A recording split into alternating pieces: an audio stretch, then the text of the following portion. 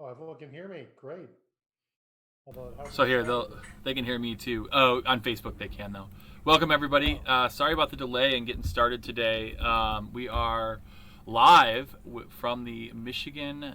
Well, let's see the Michigan Summer ABT Online Backgammon Championships, and we are live here with Roberto Litzenberger. I'm Ben Friesen. I am directing the championship division of the event, so I am not going to be here long. Just going to get Roberto set up, and then let's see. Make sure this is going here.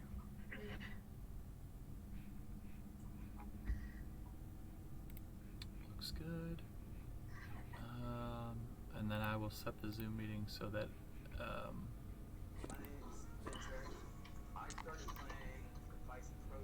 I can hear that. how You was can, that? yeah.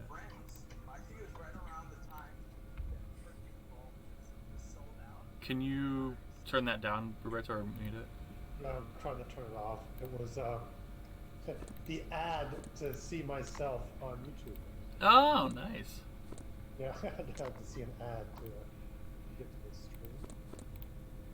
Um, okay, so I've got So you. now it Let me works. know. Text me when Ian joins because it will. Um, I'll need to. Oh shoot! Do I have the names backwards? I do. Let me change the logos. I'll need to change add him in here and change the video feed. But yeah. Anyway, just send me a text message when he joins. Okay, so keeping the score for people that don't know. Hello, everyone. Glad you can make it. Hope more people start watching soon enough. Some people are watching live. I know on Grid Gammon directly. But here we go. We got Steve Steam Sachs against the Vegas villain Aaron Faust. And we're just kind of underway here. It's still 0-0 in this 11-point match, which is the semifinals, I believe. Quarterfinal. Quarterfinals at this point? Yep, yep. Winner is guaranteed money, but not in the finals yet. And these guys both have played. I believe this is their fourth match today. We had started the tournament with 76 players. This is the largest single field in an online tournament. Not the largest tournament. Rory got us in that one. But my director duties call me, so have fun, and we'll talk to you guys soon. Thanks a lot. Thanks, Ben. Take it from here. So here's a tricky 4-3 here for the villain. Ben, I can still hear you. I can still hear Ben. I'm going to try to text him here.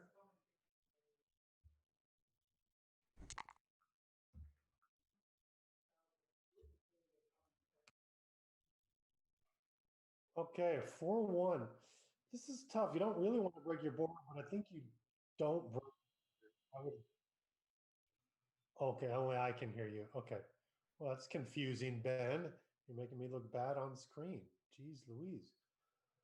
So, I guess I'm looking from Steve's perspective here. I don't know. I guess I'll check the screen to see what everyone else is actually looking. Yeah, everyone is also seeing Steve on the bottom here. The hard 4-1. Do you leave the sevens and the 11s, or do you break the board here? I like this play by Steve because it's going to be in a powerful shot. Oh, you got the 7 here. This is big. Standard challenge level Aaron acknowledged. recubes this, and I believe this should be a pass. Big time. Yeah, so quick 2-zip lead for Aaron here. Steve opens the classic 3-1, so I'm sure you guys can see. And then the 4-3 split. Here we are, 5-4 slap down. Another 5-4. Hit. Goes for the jump out. 6-4 does not hit. Kind of the first awkward. Steve opts for the splitting up. Good play. One of those that we always have to think about to figure out exactly what we want to do with that 6. Aaron, 6-1 looks here that you got a hit here. you're going to hit and make the point. Passive seems a little too passive, but Steve does have the better inside board and has 3 guys backish, 2 completely back, 1 in the bar. So maybe it's right. Personally, I'd be leaning towards making the bar point here myself. But it does leave 4s and 5s as returns here, so as well as 3-6. So maybe I'll go for the safe play here. Go for the raise, 17 pip lead. We'll see. It looks like it'll be an anchor game here. Great roll for Steve. Starts priming in those back checkers. Dupes the 3s. So now Aaron can hit. And Steve will pop on out. He'd like to stay back sort of as a trap, but there's not another good 6 floating around, so it's not really an option. Aaron's the one that steps up, wants to turn this into a raise. Ooh, and a nice 4-3 by Steve. Kind of turns it into a blitz thing there. Dance by Aaron. Definitely thinking about a cube here. It's not there in the raise, but he does got his 10 there in the zone with the best 3-point board. Standard challenge Looks pretty level solid, the acknowledged. cube here. It's always tough when you're on the bar against 3-point board. That's why even if you're not sure it's a cube, could often be right because who knows what the person's going to do here. Just glancing, I would take this, but maybe I'm wrong. I don't know. What do other people think? I don't know how to get in contact, get feedback from the people that are watching here to know what's going on. I don't know how much of a delay there is. Just say it there on YouTube if you're watching on YouTube, or I probably won't see the one on Facebook. I will glance over every once in a while and see the one on YouTube. See what's going on. And he did pass. So there we go. See you guys thought about that. Ooh, classic split, and then we got the 3-3 blitz. See if this is a dance or not. It is not.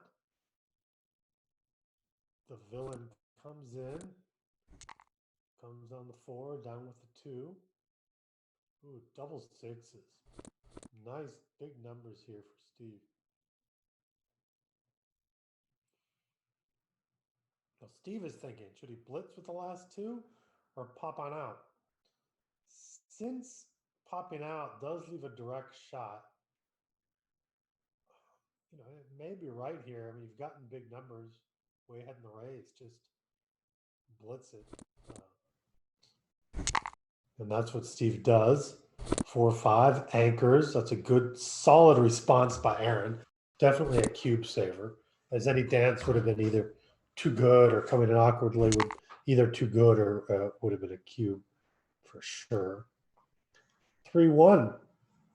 Probably does not want to leave the direct shot unless he wants to draw him off the anchor, and that's the play he's doing, to draw him off the anchor if he gets hit. So interesting play there by Steve. Something worth asking about. Not something that I see right away, that play, but very interesting once you see it. And that's exactly what Steve wanted. Makes the board, and now he can kind of wait back and, he can both try to escape or just hit a checker after, and he'll be in good shape. Aaron here kind of needs to tiptoe because there's a lot of gammon risk if he leaves a direct shot. And any direct shot, Steve would have a huge cube here with any direct shot.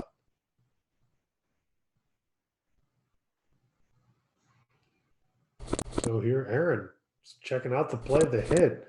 And going to the ace point without the hit is definitely the tiptoe play. This is tough, and this could very well be a cube from the bar, as it would clearly be too good. Any hit in a dance. Steve just ups not to cube. And then Aaron danced. So here, I would just guess it's too Standard good at this challenge level point. I acknowledged. think this is an easy pass. Maybe it wasn't too good. Steve, I don't know. Looks like he could have taken a roll there. But we're 2-2 now. I'm going to keep trying to mention the score.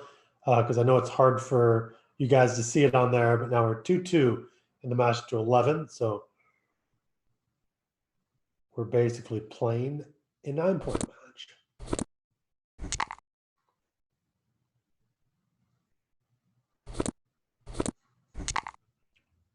Also, guys, let me know if you want me to repeat the roles, but I know you guys see them. I never know if I'm being more like a TV baseball announcer or an announcer for radio. I guess it's TV, so I don't have to yell after every play. But why not? I'm waiting for someone else to come here so I can bounce things off of it, even have more fun. Always fun to commentate, though. I need someone else here to correct me when I totally mess up. Ooh, the double hit. Interesting. Steve comes in with 2. Aaron will clearly make the 5 here. And this is an interesting game now. Ooh, double 3s. Look at that. Very interesting. So Steve's in a double anchor game. I do not like to call it a back game at this point because he can definitely just go forward at this point. The race is actually pretty close. But he can play aggressively and put the checkers where he wants them to be. He's not hemmed in the back. He can play 3s, 4s, 5s, and 6s. So he can play all his numbers from the back right now. He's only down 40 pips. So a difference of 3 guys in the back, that's, because Aaron has 2 guys back, Steve has 5. So that would be about a 60 pip deficit to be even. So Steve clearly quickly starts jumping out. He has to move. He does not have the timing really for the double anchor game anymore. Decided, made some great points inside. So go forward, fight for the nice advanced anchor here. Now there's a good chance to get the bar point anchor after this double 4s. A little awkward, yeah. I think Aaron does have to give up that mid here. It's good prime structure. Interesting 6-2, and I guess we'll just pop out, make the bar, and bring down the 2.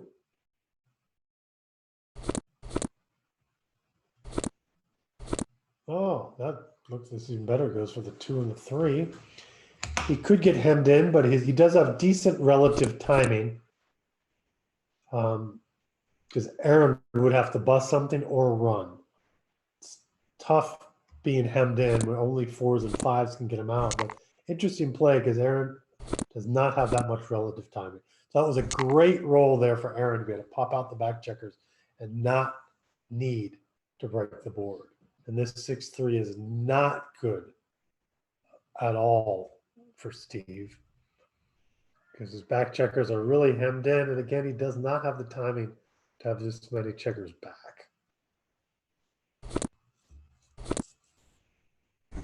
There he goes, puts him where he wants us to be, even though they didn't land exactly where he wanted him. 6-1. Interesting. You could just play this and 6-5. That looks right. And 5-2. Steve will just also go for the kind of counter prime here. Hopefully Aaron gets something big. If he gets something to jump out, we should see a cube here, I believe. Often people are afraid to double the double anchor game. Aaron correctly did at this point, showing how he's clearly belongs in the open now. He's done great lately. Tore it up, was playing the intermediate for a while, won the reigning Vegas champ, won the intermediate there, and I believe he won one of the other ABT onlines that has slipped the name because I'm not quite as used to it, but he also won that in the intermediate division. So now he's stepped up and is doing well here in the quarterfinals. Steve, a lot to consider, but he does let it go. Just not the timing was not right from that game. So now repeat the score. 3 for Vegas Villain and 2 for Steam Sachs.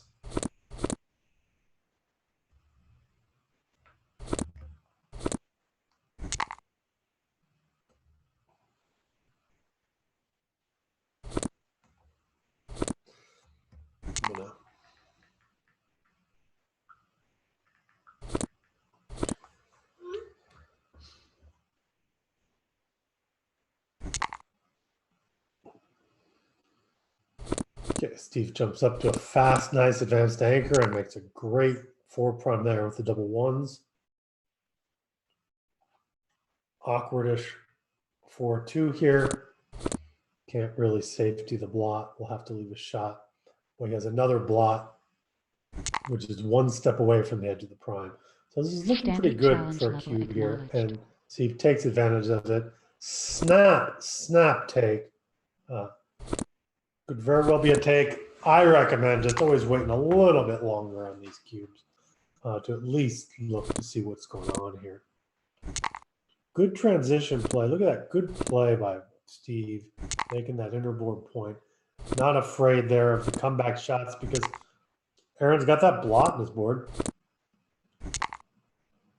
Nice prime. Perfect roll here. Roll this prime forward. Makes the 6 prime. I was thinking of breaking the 6 prime right off the bat. Interesting play. That would have passed me up that play. I don't think that's what I would have done. Double sixes now. He's just racing home, and he's thinking about leaving the indirect shot. Then he decides not to leave the indirect shot. Brings both in. Ooh, that's a shot. Ugly, ugly. 2-1, the wrong 3. So I still got a little work to clear here. Oh, and there it is. Good number. Remakes the 6 point.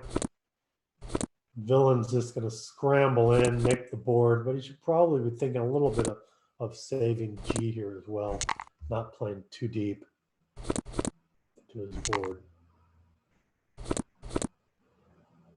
And that's what he's doing. He's not making his board at all. He's just saving G. Always tough how to balance this out. Steve rips the first 2, thinks. That's proper way to play these things. You know you're ripping 2, so he rips the first 2, and then he looks and considers. Can I win G? Should I rip 2 more?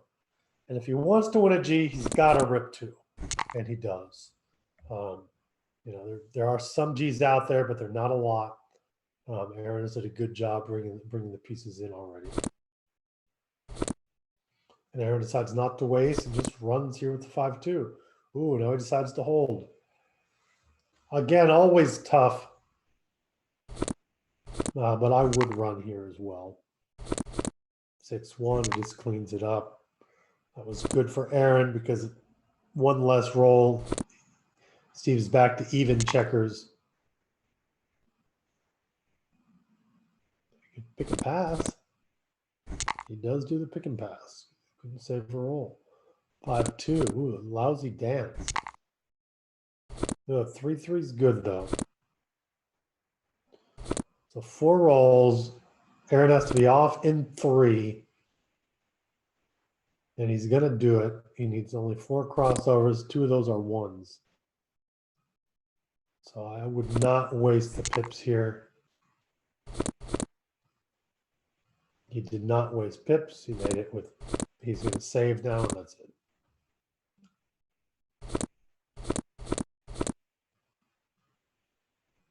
Okay, mark this as a normal win for Steve. So now it's 4-3, Steve. 4 for Steve, then 3 for Aaron.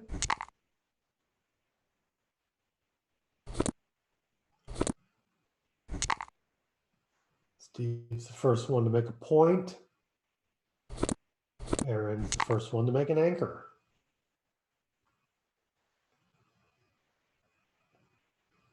Now, interesting double twos, lots of things to do. Early double twos, he can't make his 4 points, so what's he going to do? Probably jump up. Oh, there he goes. Jump out and hit. Take a good advantage because the race is close if you don't hit. Another play was making the golden point. He did opt for hitting a 2-1.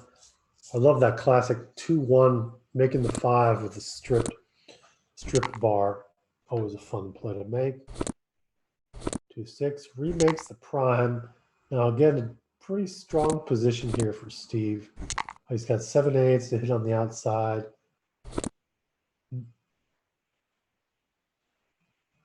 Well, now he's at 4-3. He's also thinking, does he hit or does he go ahead and make that bar since he already has a 30-point lead? But he does hit. Not the bar, the 5-point, I mean. Now, 1-point lead in this, in this 11-point match. So ever so slightly more cautious of the cube. It's kind of like a when in doubt, if you're not sure it's a cube.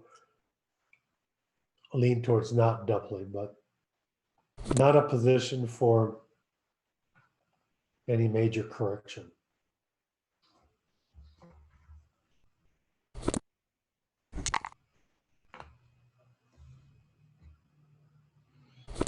I guess I'll tell people on Grid Gammon that we're streaming. Oh, they don't need to know.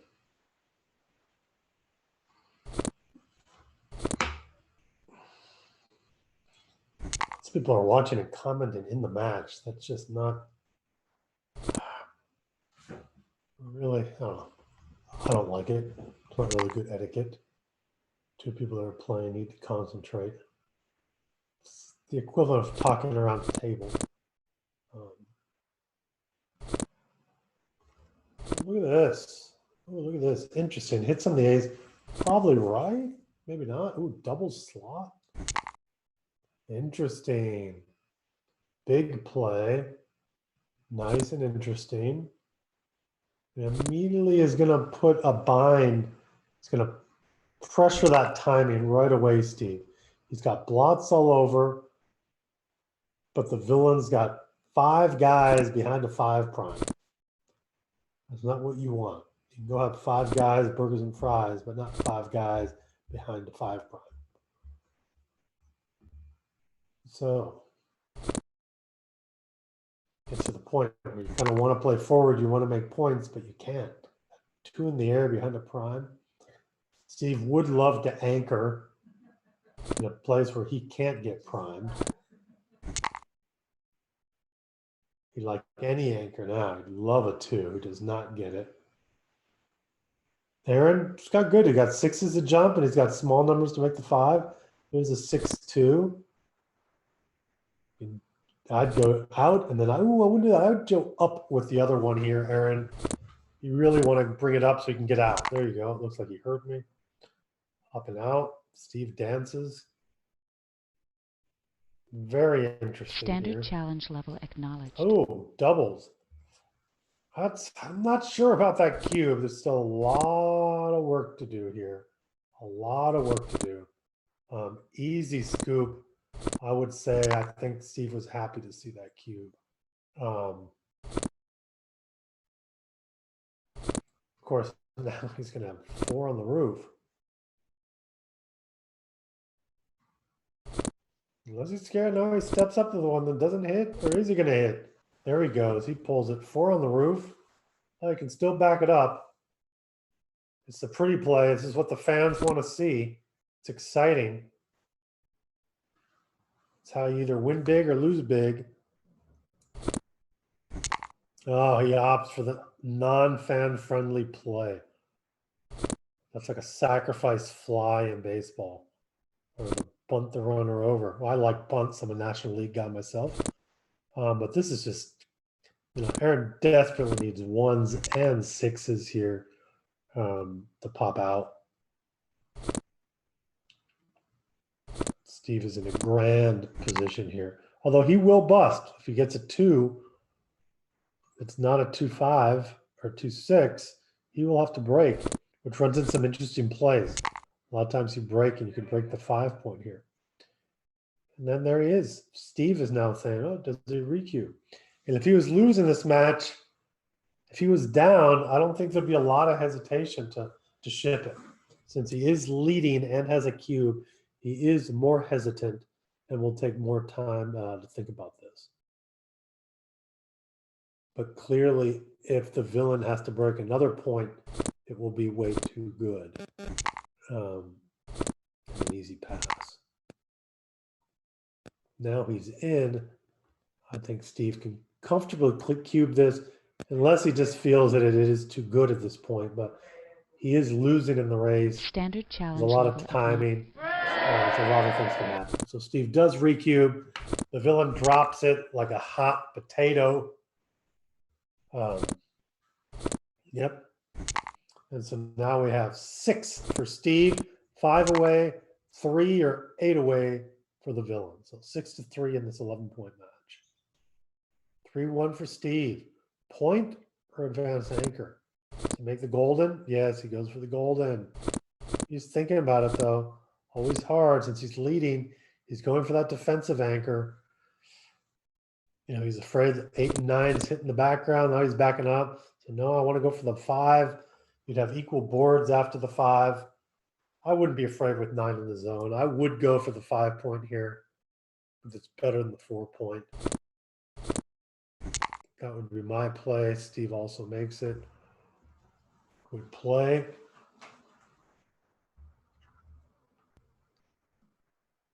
Four one.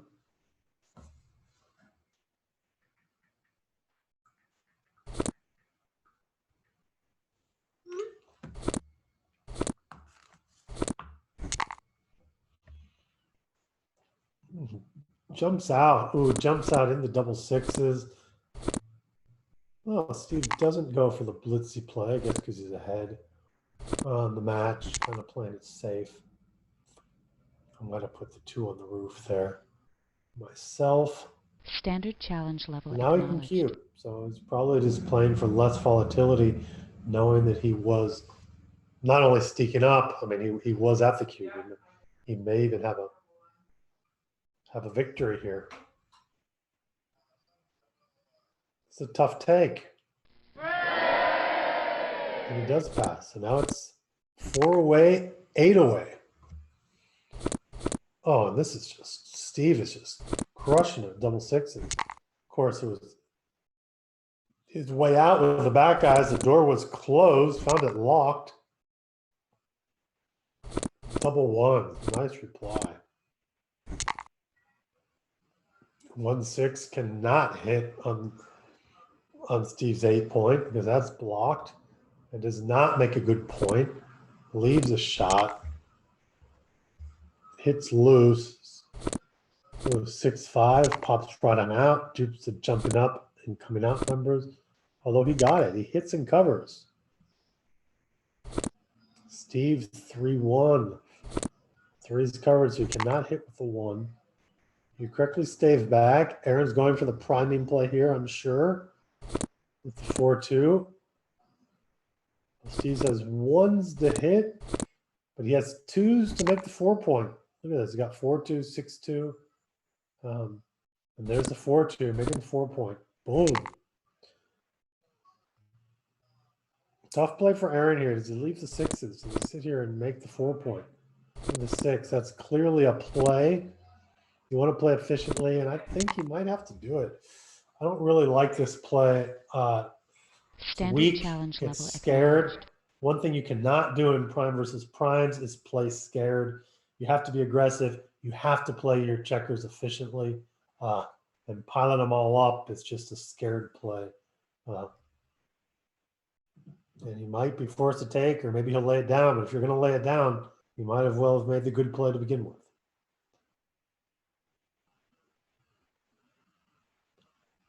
Steve has plenty of time to move his back checkers. It's going to be hard, but man, since the villain's down, a lot of times you can take things like this just hoping for the turnaround. The normal score, I wouldn't like it. 4 away is tricky though, because the gammons will win the match for Steve directly. But although there's not a lot of gammons, and a recube in G would win it perfectly efficiently for the villain. So, but he does lay it down.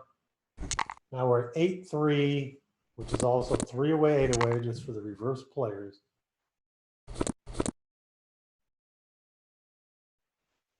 4-3, the 2-1, you just sweep with the 3-2. You don't see it that often, but it can't be that bad when you're down. Steve is just trying to pick up blocks, hoping he's not hit here. He is hit. Aaron gets to make the advanced anchor and hit in the outfield.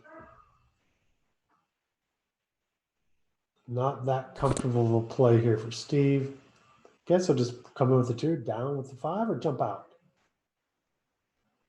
Jumping out leaves multiple double hit type numbers, but it is fighting for the advanced anchor. But he does come down. Unlike this.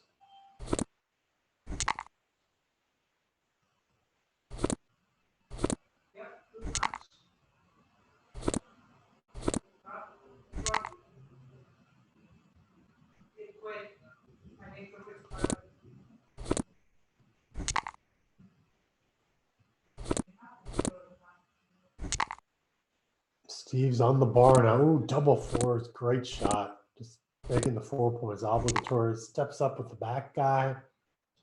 He is ready to roll. Kind of desperate slash in there by the villain.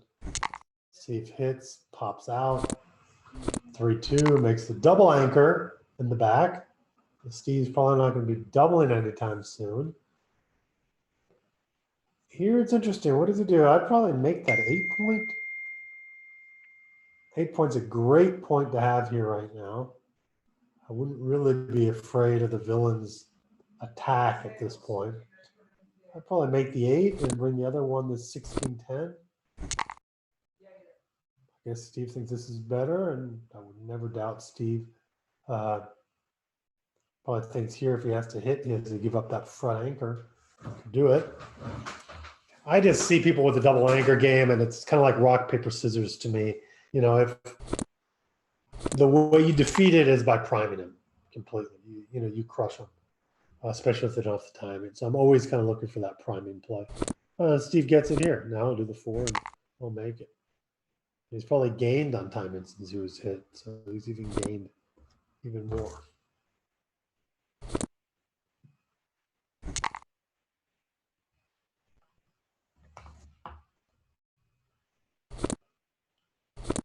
Five, 3. See, this is really tricky when people start going forward. You got double anchors in the back.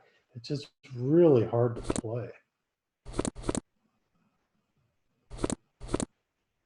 This is a tough play. Tricky double 2s. This is a play, but you're putting checkers on top of the anchor and stopping the prime, so I'm not a big fan. Normally I don't like those little dillies on the 4, but with 5 checkers on the 6, it's clearly not as bad.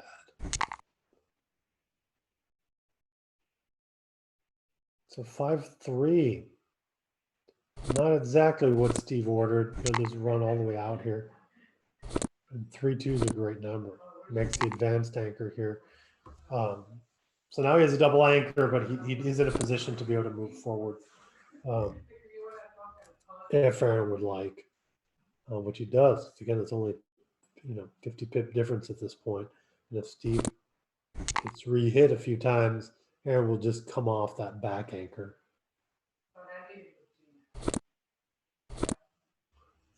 And if he gets hit, he can kind of live back and maybe make another anchor, like now. Now so he can go, the villain can make that 3-point. Go for the 5-3, 3 double anchor game at this point. And that's what I would do. The timing is right about right for that. As Goldilocks said, that bed doesn't fit. The other one doesn't fit. This one feels right about right. So now you got about 60 pips. And for this game, I like it. I like Aaron's position from here.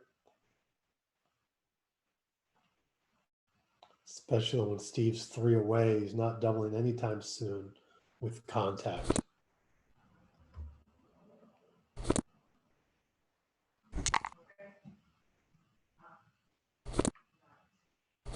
One, 2, 3, 4. I don't think I'd hit here. That was a tough play. I'm not sure Aaron wanted to hit. He's got 3 anchors back there. I probably would have stepped up to the 2-point there and had the 5-3-2. Not hitting. And I guess it is possible to go forward here if Steve dances.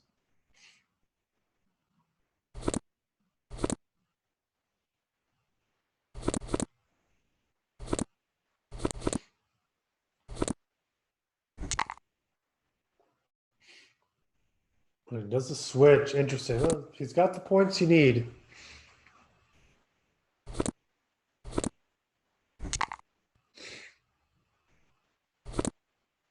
And so Aaron's going to try to go forward. If you're going to go forward, the good thing is, like, well, when do you cube? This makes the 2 point on his head, and I think that's what he needs to do. Yeah, 2 in the air. Is that double sixes for? No, that's not double sixes for Steve. Okay. I would double this here.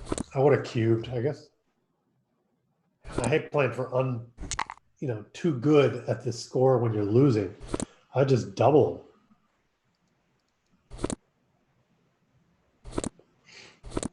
And now it's a huge pass for Steve. So now he will play on, but I definitely think there's a missed cube in there.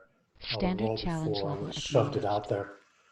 I heard somebody breathe. Is someone on the stream with me? Yeah, I just joined. All right. Welcome, Ian. I've been talking to Storm by myself. I'm at the point that I don't know if I'm crazy or not. So all right, let's see. So it's this is Aaron versus Steve is what we're looking at. yeah, Aaron versus Steve. Steve just passed, so now it's 3 away for Steve and 7 away for the villain. Aaron passed. All right. We got Steve on the bottom. Yes. Okay, cool, perfect, got it.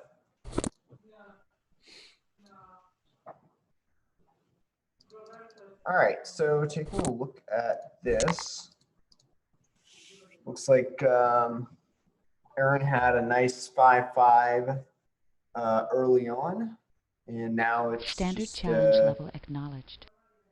Okay, Yeah. good double probably. A good fast cube. He takes it because it's a clear take, but he just wanted to jump it out there. He's losing by 7. So now there's no real rules here. So Yeah, definitely. Steve will recube at one point when it's down to a race. What's that? 1 away, 7 away his take point would be. So 11, 10, 9, 8, 7, 3, 4, 5, 7, 9% take point. So if you get to like a 2-roll position, it will be a hard decision there for Steve. Still an easy decision for Aaron to take. Yeah, definitely. Okay, this 6-5 does not clean up. Can just partially do so, but he's going to leave some indirects. And then he just jumps, right? The villain's ahead in the race, and he'll just race here and Just go. Yeah, try to get 2. Solid. Yeah, he's up by 27 pips. Was before the roll. I mean, no, was it 21? So it's up 13 pips now before this roll. So that was pretty solid. It's probably 78% was. Now he's even more. Yeah, Steve is just not rolling productively here. And now another nice set for Aaron. So definitely good on that front. Okay, now Steve has something. Floors breathing a little life here. All right. But Aaron keeps getting these big numbers. So yeah, Aaron has not rolled less than 8 pips in 4 rolls here. So now Steve. All right. Steve was timing the dice. He did pretty good on it. Normally on grid gammon, if you time it just right, you can get the dice you want. But it's a hard science, and only people who are lucky end up doing it correctly. I mean, Steve's won so many tournaments, so he has to be a really lucky player. Yeah, how I miss live tournaments. I miss Steve's roll. I should whip out my Oh, I definitely do. Take the sound of Steve's roll here. I'm going to go get that to do that. The distinct, very slow shake hits the table.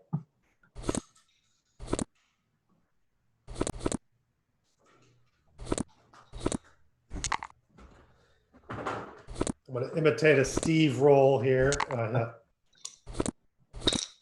get the sound closer here. And the backhand. There you go. That'd be a Steve roll over a live board. All right, so it looks like Aaron's just. Well, Steve made up a little space here. It's only up. He's only got 2 checker deficit here. So, 2-1's not helping. 2-1, 3-1, not good. That was a big problem there. Neither of them really rolling above average right now.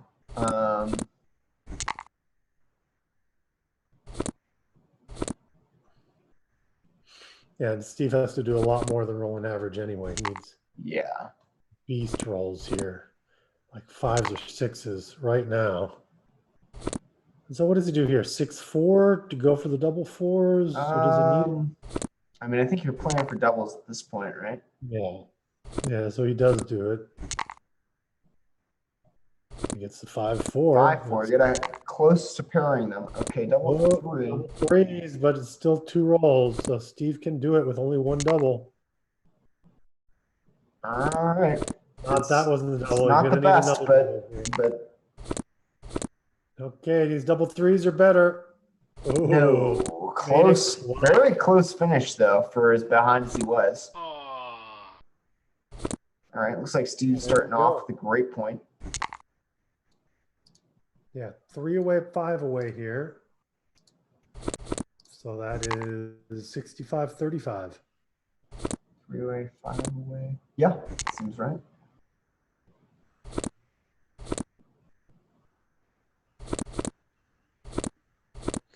So the 3 away, 5 away score, it's not a crazy. Normal 3 away, you're very cautious with the cube. You're a little more cautious than normal, but it's not as extreme as those 3 away, many away scores. Yeah, I mean, Steve is definitely going to have to wait a while in order to get the cube out here at this score. I always hold off probably a little bit too long because I feel like I've gotten burned so many times on it. But yeah, he's going to have to be a little delayed on this. So Steve can jump out here. I would. Not see anything better. Sometimes you get missed like this. This is not. This is a swing and a miss for sure. Yeah. Swing and a miss. Awkward. What do you do here? Jeez. 2 down in case the other checker doesn't get out. It doesn't get out. Yeah, just no 5 and it's still there. Abandoning those back checkers, they're really separated, but there wasn't a lot else. I mean, he could have brought 2 off the 6 point, but it's also weak. So could very well have been the best play there that he made. Standard challenge level I think acknowledged. so. Okay, so it looks like Steve is doubling here. Yeah, positionally, you can do it. I mean, this is, you can just look. I mean, a normal score, are you doubling this? Yes. Yeah, definitely. Are you taking this? You're not sure. So even if this score, then that's probably a cube for sure. It would just If go. I were Aaron, I would take this. I would take this. At this score, race is close. Yeah, you can probably take. He doesn't get that checker out all the time. Yeah. At this score, definitely I'm taking.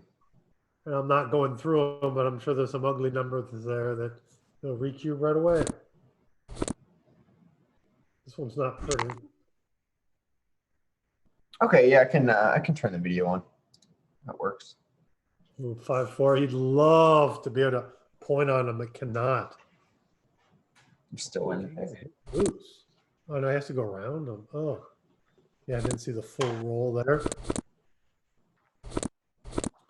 Oh, Ben, are you there? I guess you can't hear us. I just wanted to thank you for stocking that snacker. It was nice. I went in the kitchen, saw there was cheese and crackers and some hummus and lemonade. So I appreciate it. Okay, so 5-2 to play. Good. And just scrambles out. So this is going to be tough. I really wanted the hit. Oh, he's going to get primed now. Really great roll. And with 3 blots, you can just leave that back of that prime slotted. If you Yeah, can. I would just make maximum covers. Ooh, great roll though with double 2s. Yeah, huge. Got a 3-point board. Steve does complete the prime though here. Yeah. Not sure how important that is. I mean, obviously he doesn't want to leave that blot there, but He's just closing the door right now to stop the double 6s for a little bit. The raise is close enough so Aaron could actually kind of bust some, get some wastage. So that's just a gain as far as race goes for Steve. The more Definitely. race there is. And Steve will be able to play behind him now, like on rolls like this. Yeah.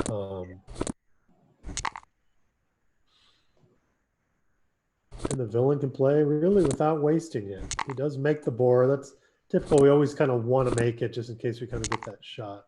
Absolutely. And this is the wastage we were talking about. Still hasn't busted his board yet, but that's not helping him in the race at all.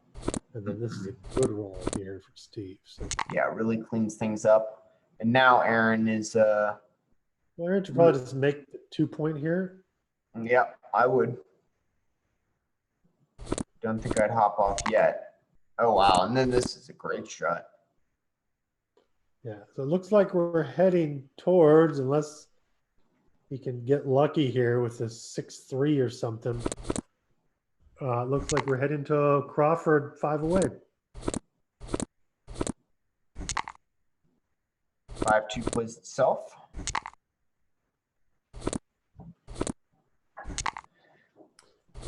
Still chances here. I'd put him around 10%, maybe 6% actually. Yeah. Less now. 2.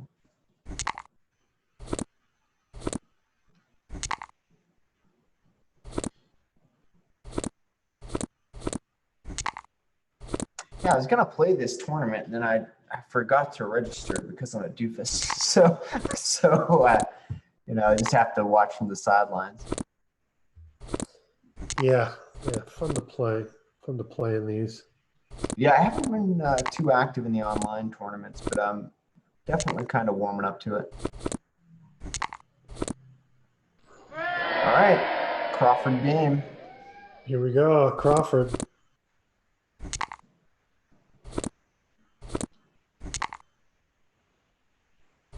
Coming on the ace and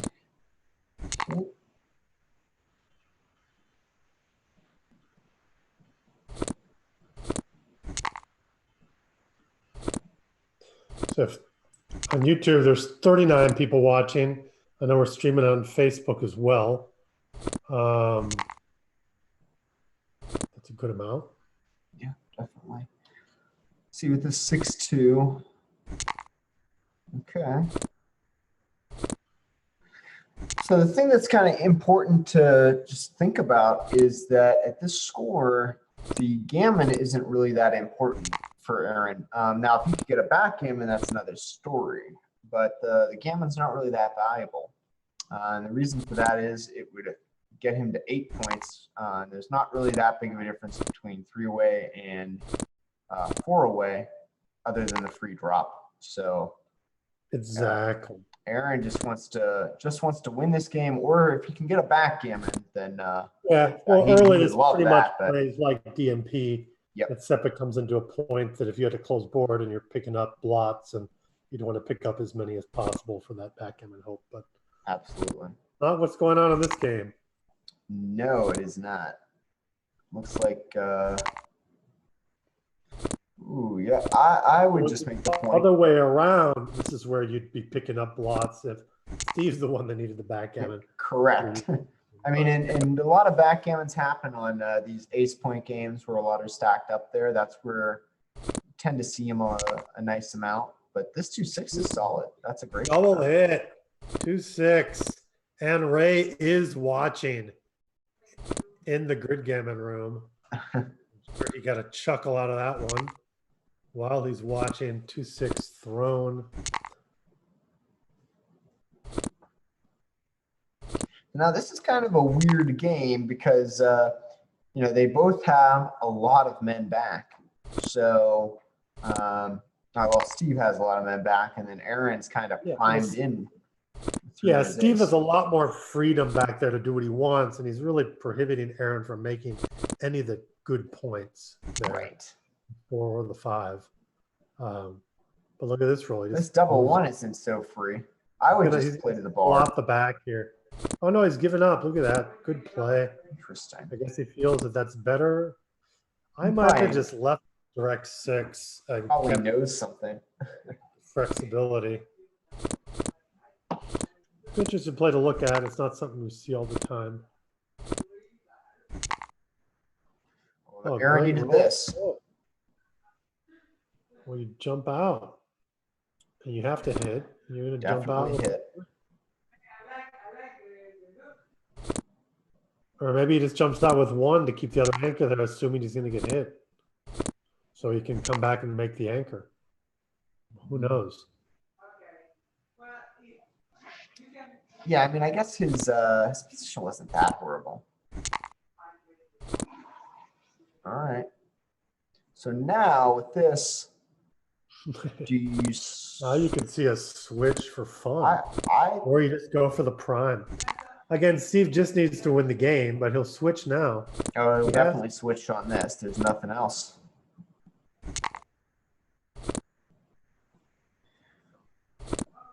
Yeah, 24-20 looks.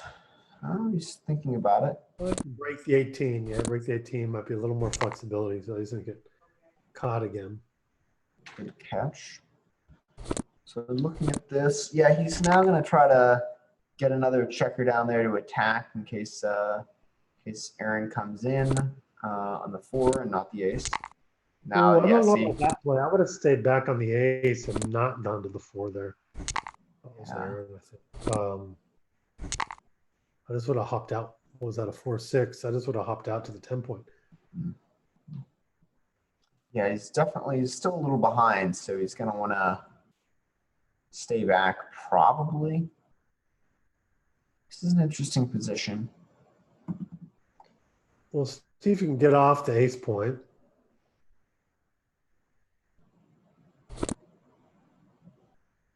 And scuttle the last checker, I think.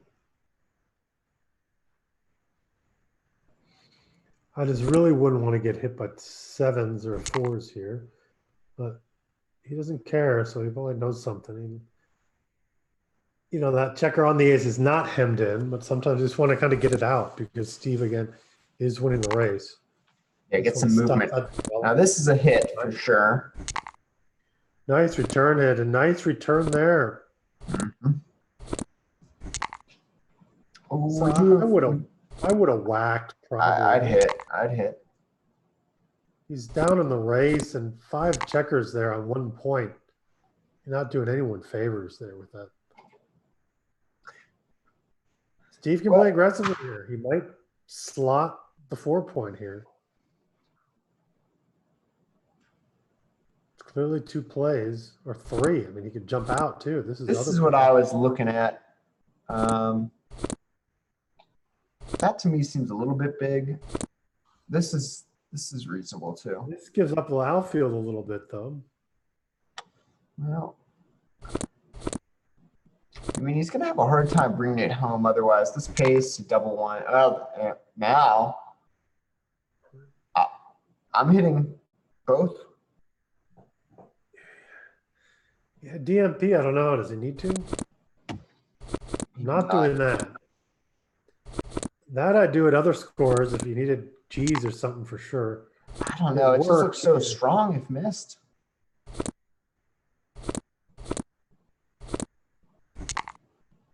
Okay, Steve is kicking. I don't even know if I would hit the other guy. It's so many checkers stacked on that 7 point. I probably would have just taken them off for just to do it. Yeah, definitely. All right. Well, now this is. How does this play? This is one you want to take your time for sure. Do you consider? I don't like switching here. I don't think that would be right. And I think the roll can kind of handle the position otherwise. 1, 2, 3, and 1 out is sort of dupes to 6. Well, then he could just switch though if he wanted to. I don't like that burnt checker. That might stop him from wanting to switch. Yeah, well, this is without that burnt checker, I think I'd switch for sure. Maybe the burnt checker is not as important right now. I mean, whatever leaves less shots, that board is nice over there. Yeah, definitely. If you jump out, you're leaving 6s and 8s. So this looks like the switch, yeah. Gets hit the least.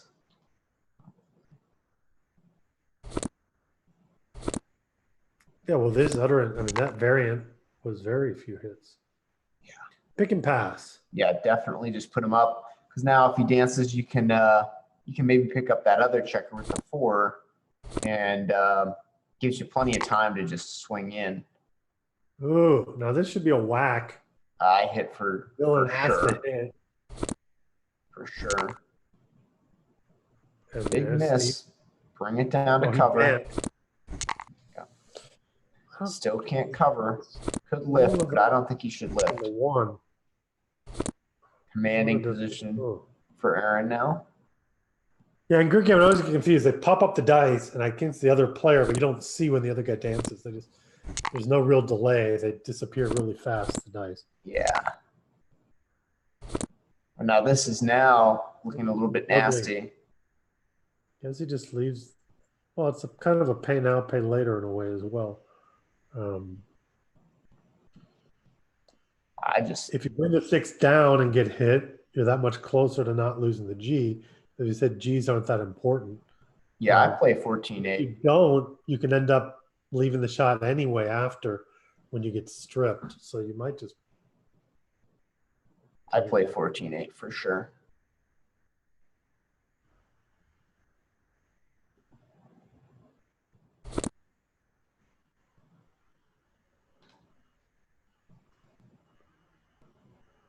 Thinking he has plenty of time. He has not used a lot of time on his clock, so he's plenty of time left. That's a hit. Yeah, actually, now Aaron should consider hitting on the ace. Good for the full closeout.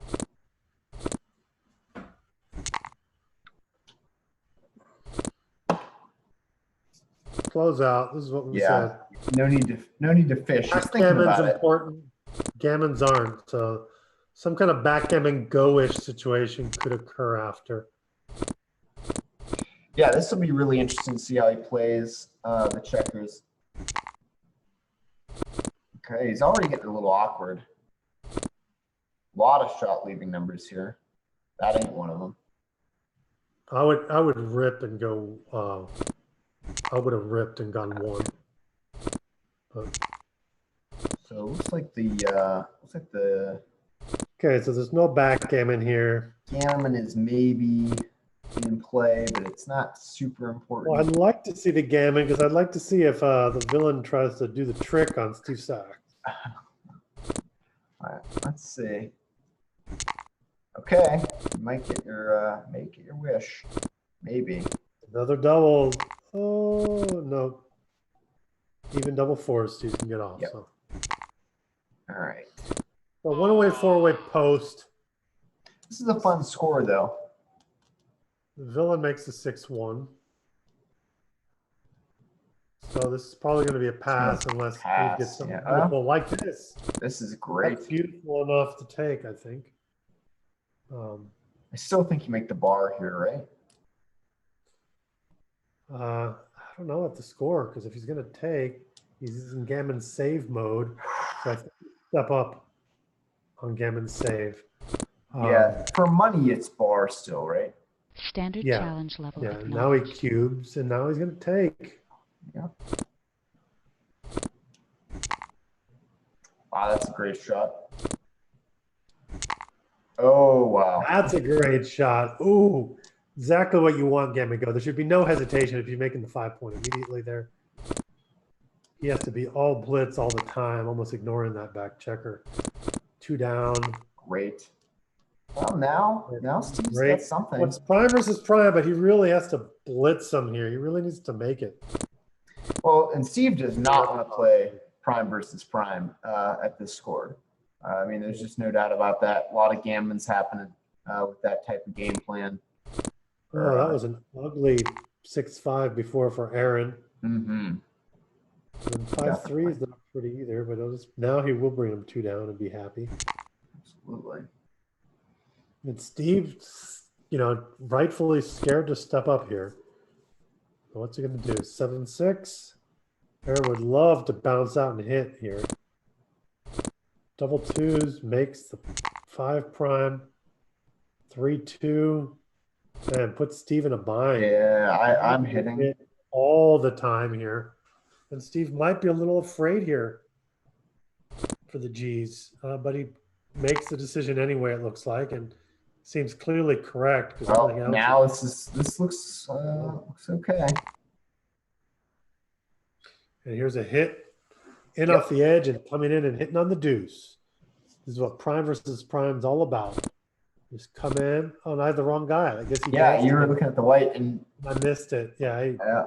or I'm not sure what. Okay, 6-4. Sure.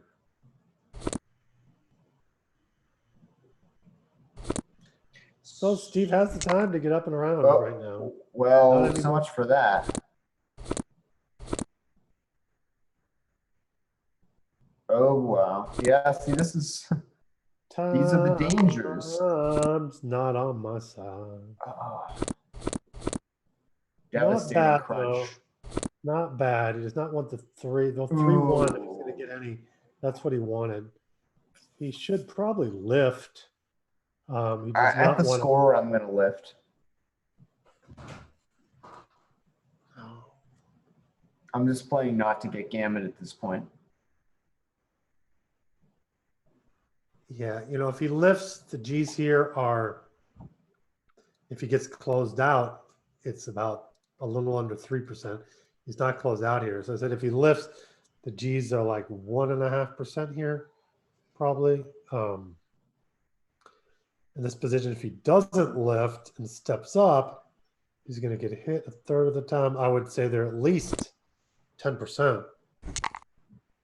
I don't know. I would have definitely lifted. So I come in here 7-4. I would not jump out. I would have come in to pound. And look at this. Boom, boom. I don't know about that. I would have made I'm not sure. I think I would have made I would have point, made the but 5.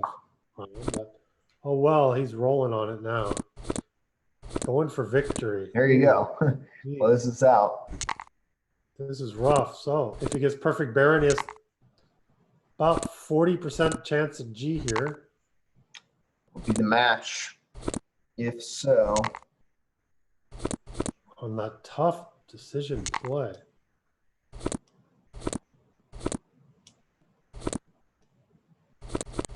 He's going to be scared. I would make that play. You really want the G's here. No, I'm taking off 100%. The score demands it. The board's horrible. Steve has a 3-point board with 2 on the bar. You're going to come back and win if you get hit. All right, yeah, and you just and you're fine. Repeater, but yeah, repeater galore. Another one, 3-peat. And now it's just really nasty for Steve. What's he gonna do? Just rip. Lift, rip. You got an even edge. Yeah. Yeah, that's my play, right like that. Leave it. You want your big doubles to leave a shot. I think he's. Whoa. Well, he went for the extra crossover, just lost there. I mean, lost by not ripping another checker.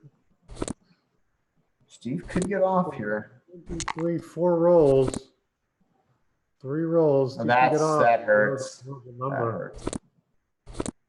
You can still do it though. You only need Absolutely. crossovers. Need something big. Oh, and that's horrible. Now he's going to need doubles or he's done. And that is it. Wow. Congratulations to Aaron. Beating the Grandmaster Steve Sachs, who is steaming now as well, goes with his name. Good match. That has to hurt. Great match. Congratulations, Aaron, on that one.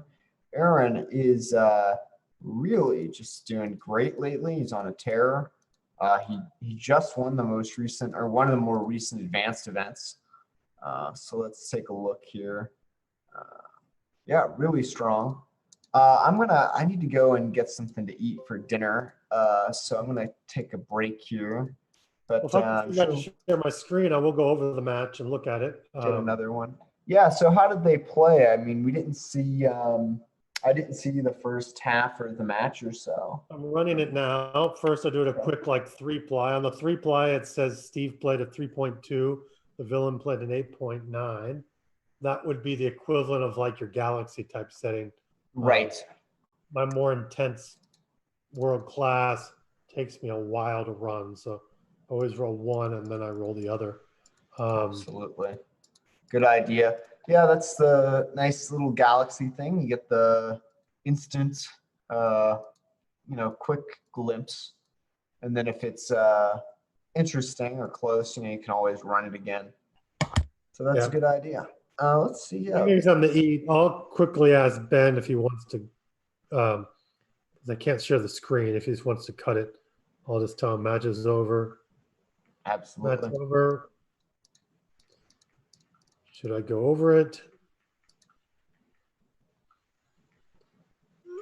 If so, I need to share screen. Give him a couple of minutes, see what's going on.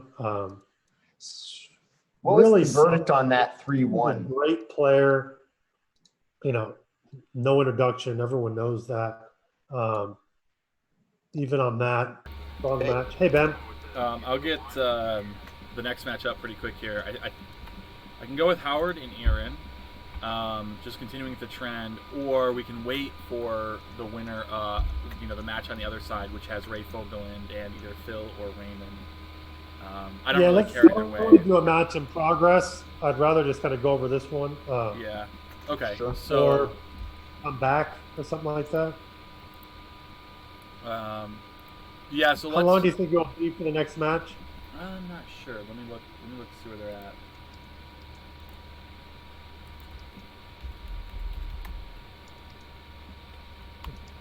They must be done because. Oh, because they're not playing. They're not playing. Let me see if I can.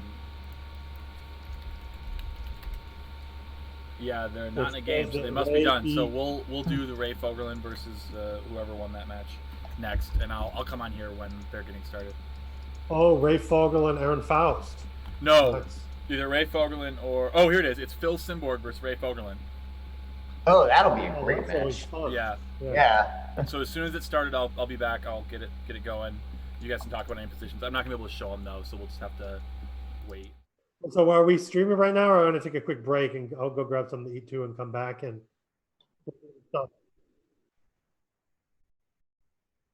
Okay, 7:30. That's great. I'm gonna try. Yeah, I definitely want to grab a bite, so I may join in progress.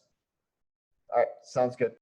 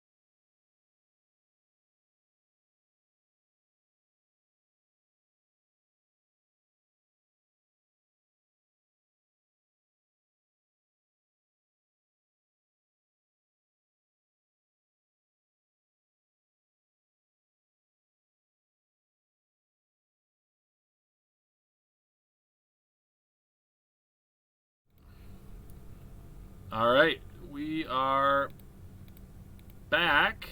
We got Roberto here still, and this is Ben Friesen. We are now going to stream the match between Ray Fogerland and Phil Simborg, a couple of legends in the live backgammon tour, and certainly going to become legends in the online tour as well. Bear with me while I put some things together here. We got the pip count. Let me get you guys a better score view as well. So make sure I've got my checker colors correct. On the bottom we have Phil Simborg playing black, and on the top we have Ray Fogerland playing blue. So I do not have them correct. Let me just flip that around. You have Ray on top? I did, but I'm gonna reverse it. So we're gonna put Okay. Ray on bottom playing black. Yep, perfect. And now I will add in a better view of the score.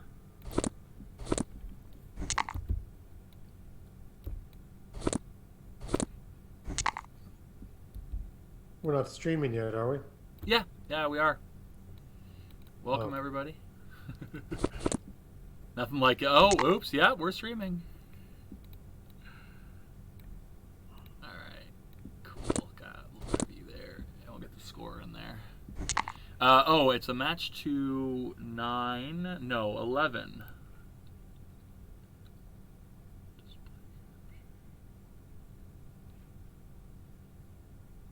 How much delay do we have on the stream? I think just 30 seconds. Okay. Yeah, just 30 seconds. Ian's watching. Maybe he'll come back.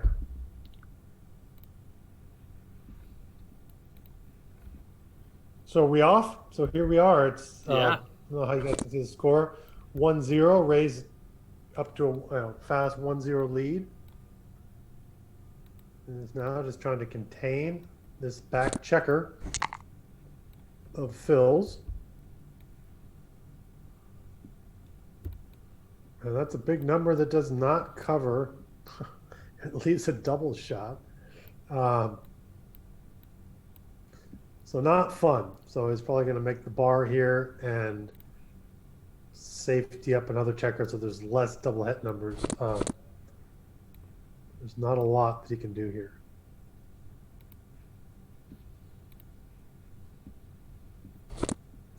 Hit loose or stay back.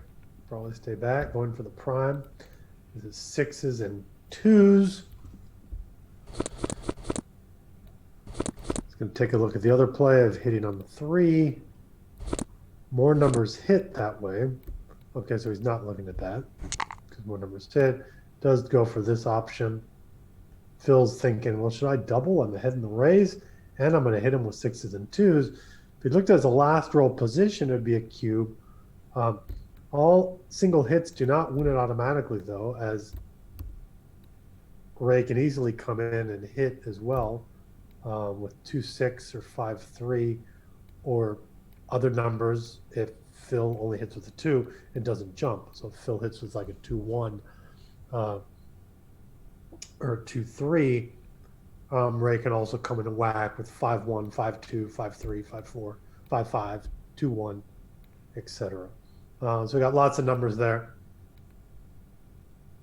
Phil is thinking, though,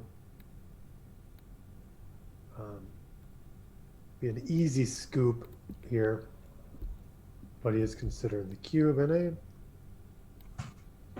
considering last roll position. You know, he could do it here. It's a lot of numbers. That's 20 numbers that hit. He opted not to, and now he's going to make his board, and so now he's glad he didn't cube. Now Ray's thinking, well, should I double this? I'll lose my market. But he's not going to win the same amount of G's. But it looks like a cube as well. Standard challenge level. And here it is. He does pull the trigger and fast drop. So it's 2-0. 6-5-4-1. Phil correctly slots. His game plan here, he's like, well, he's going to race.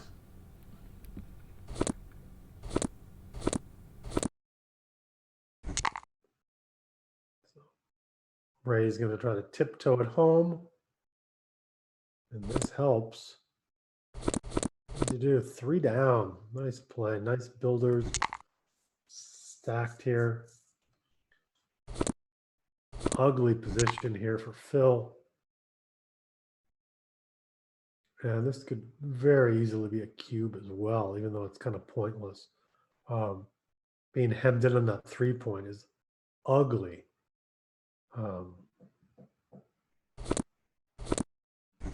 No, that's a play. Could have also made the 5. Went for the prime. I guess this is good if you're going to double him out. Acknowledged. Or double him. Not saying out necessarily. Could easily. You can take this as only 17 pips. He doesn't have any point in his board. So I think it's a good take. Ooh, and the key prime, I like saying. Love that combination. Double 2s always sets up for you. And Ray got the rolls that he wanted, that's for sure. So now Ray's just trying to bring it home, roll it forward, a full prime against a 3-point anchor, and he's up 20 pips. So the chances are very low here for Phil.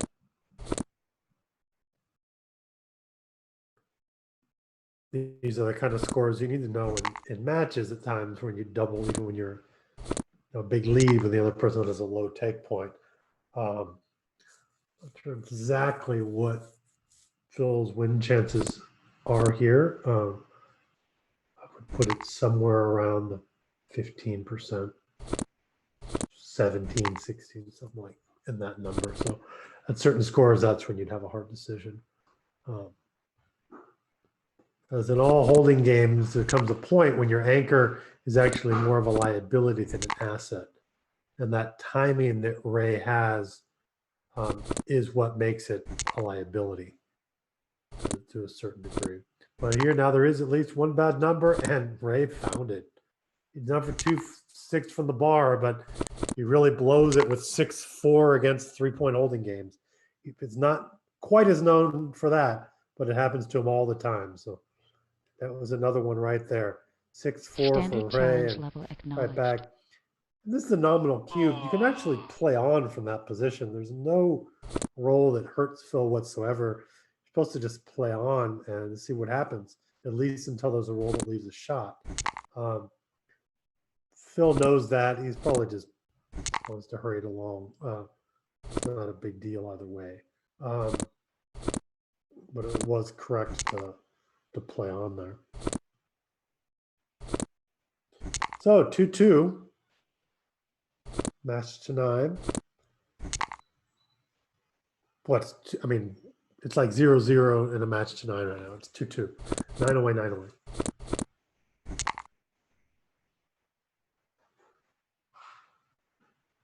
Six, 3. What to do? I would make it and slot it. There we go. That's what Ray did. 6-4. Not his best. So he just makes 2-point. Making a point's better than nothing. Ooh, double 5s. This is going to even out the race here. Race is even. I don't know. Not sure.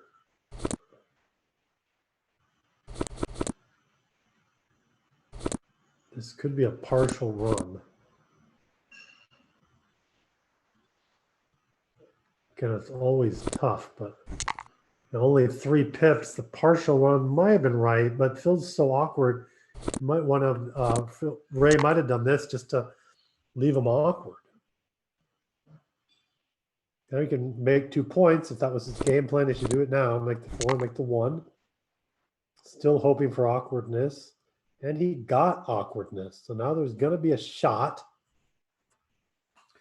And Ray's just trying to pick it up. Well, there it is. 2-3 is a magic number. I'll take any 2 for sure. 4-1, not what he was looking for. They'll probably stay back, might get another shot at that blot.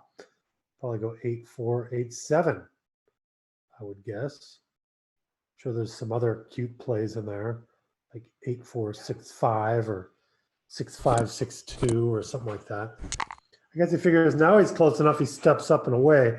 I would have just gone for that possible hit there. Pretty good. Ooh, someone quit. I was bumped from the match. Someone lost connection. As what always happens when connection gets lost, I try to save the file from Gridgammon. I pull it out of Gridgammon file. I pull it out of the folder. And then when I start watching again, it will not be written over. Yeah, they were bumped. We're waiting for them to restart and we'll watch again. I guess Ben has to do the same thing. I will let Ben know.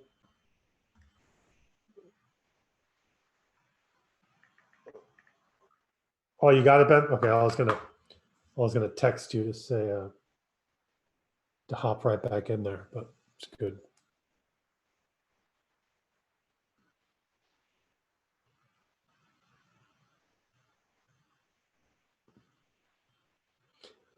So whether they did or not, I did remove the file and I will be able to put these matches together to have a complete match file to see after between these two legends of ABT backgammon.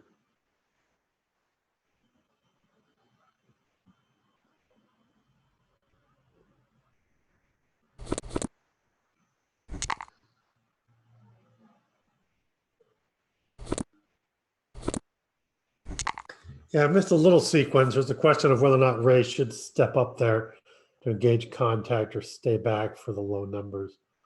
If he would have stayed back, he also would have been pointed on with the 2-1. So Standard challenge wouldn't level necessarily be acknowledged. much more different than they are right now. Classic cube coming up, kind of still an easy take here. With the third guy back, Phil can double slightly earlier than normal in a holding game because there's that third guy back. So the gammons and holding games are normally really low, around 2 or 3%. But once that third checker's there back, the gammons do start going up. They start inching up a bunch, starting off round 7 and going higher from there. Most positions, some could be even less than 7% G's, of course, but that's what I'd guess on this kind of situation.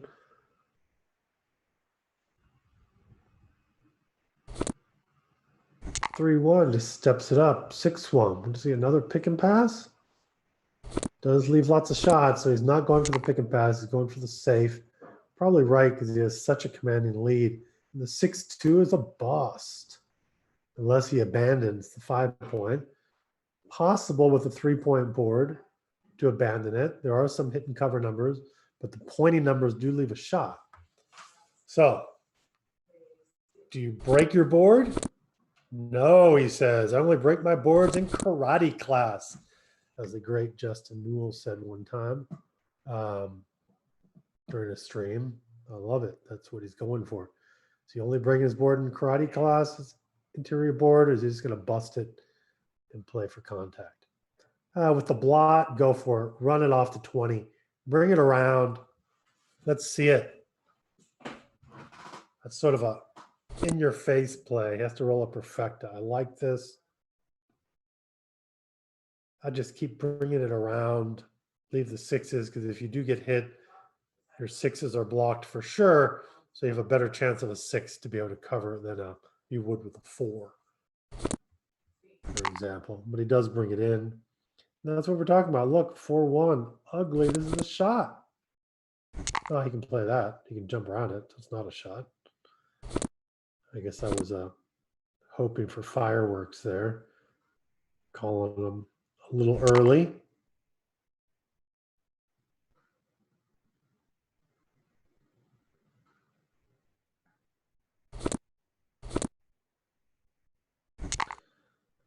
Man, isn't he walking the tightrope now? Phil's hoping for a nice little pick and pass here.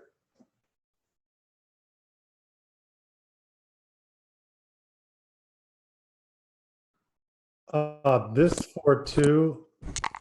Oh, what did he? Yeah, he did. He,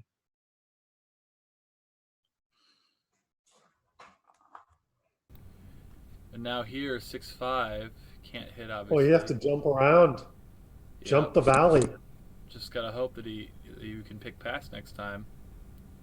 Or that he rolls big and has to at least roll with one, run with one number. So he's going to run with one, or do you break and leave contact for breaking your 6? No, this is fine, I think. break with 5s one. and 6s are pretty fine. bad. Oh, here we go. 4-1. 4-1. Here's the shot. It's a 5. Oh, there it That's is. it. Touche. Now, Ray will roll on. Last time we saw this immediate cube by Phil, and Ray will roll because he knows it doesn't hurt him to roll. Doesn't hurt him to roll again. Yep, no bad numbers here. Still no bad numbers after this. 3, 4. He'll go 5-1. Oh, there's no 6-1 is bad here, so you're not supposed to do this for that reason. Yeah. No bad numbers. You can still roll on. There we go. Yep. Greed is Still good. roll on. And 4 off. Oh no, do it. You just keep rolling here too if you want. There's not going to be any G's, but it doesn't hurt you. You can Roll double on. as soon as he rolls a little bit here. 4, 3, Well, I mean, 4. if you're playing on 3. Galaxy, you should never double if you're doing like a PR contest because someone gets credit for a correct pass, even if it's an obvious pass. Standard challenge level. Oh, that's interesting. Yeah, it changes the game into this silly setup on what you should do or not to keep your PR lower, which is just an arbitrary decision on how XG works. So the 5-2 is a classic. Oh, he does a split. It's slightly correct to hit. Oh, but he's winning, so maybe it's not. I don't really like the hit on the ace with the 5-2 after a bar point split.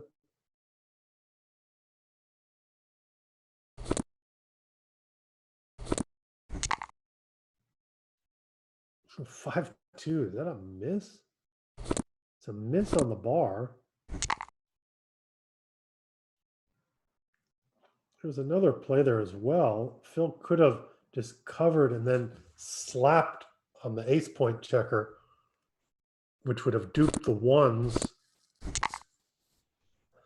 and stopped him from making the 5 point, which he was not able to make either. So interesting. No, I guess that when a point he does cover with the 6-5 instead of hitting, that's correct. And now we got a nice little mutual holding game going here.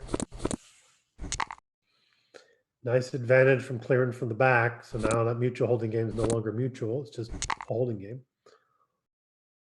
And this should be a double here. Standard 18 challenge pips. level acknowledged. Double, still a clear take. Very clear take. I guess it's just, they could be chit-chatting, joking around about something else instead of just thinking. It's hard to know. Wow, a pass. That's a shocker. That's a shocker. Well, be sure to double those holding games early against Ray Fogerlin when you're trailing. You say things like that, and then he can immediately fix that hole.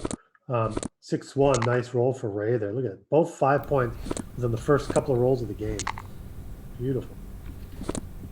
4-1, and he's rolling so powerful. This is going to be a cube here. Okay, I double this puppy right now.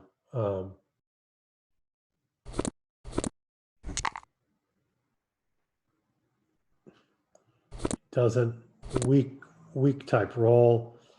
And playing to the deuce, something like that. I might as well just make the ace point here. I'd prefer this over a dilly builder any day. I would just double this as well. No, I don't like that position.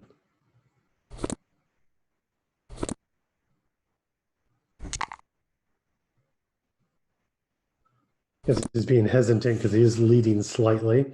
It's 7 away, 8 away. Ray's the one that's 7 away here, so he was waiting to double. That second dilly builder, he has to pull the trigger now, I guess. Well, he's losing the race now, but so ugly. Standard challenge So level ugly. acknowledged. So he doubled and passed, so I guess he should have doubled before. The pass also surprises me here, so I wish I had someone else to bounce things over, because if I start getting things wrong, I can start getting dozens of things wrong here, left and right. So I'm just all. Well, I got before we had this Ray passed a holding game. All right, I'm gonna look. Which just seemed like oh, that's a take for sure, and then game 5. That's a take for sure. Okay, yep. I'm taking both of those, but I take everything. So at least I'm not totally insane then. At least someone else is looking at confirming these as big takes. I always question. I mean, they're too great to the game. Standard It's a challenge lot different to level be in the acknowledged. driver's seat playing, though. What? It's easier for me to think from the outside. You got to remember though too, like these guys have probably played hundreds of hours of backgammon, so I could see there being like a meta game here. You know, they could both be trying to outplay each other in non-PR ways. So I don't know. It'd be interesting. Huh. We're metagame outplaying in non-pure ways. So Yeah, you're not sure about that, huh? I don't know. It's a new concept to me. It's Look, in poker, we talk about levels, and so if I'm playing, I'm acting like I have one hand. I want you to think I have that hand, but then what if I want you to think that I think that you have that hand? See, now we're leveling. We're going up the tree where, at some point, Ray wants Phil to think that that Ray is going to pass cubes early, that kind of thing. So it's a whole different game, psychology here. What a roll, though. This double two advances the anchor. Great. Fits right into the pocket there. It turns it into a game that you're very familiar with, and you can play correctly. Well, I guess it's not.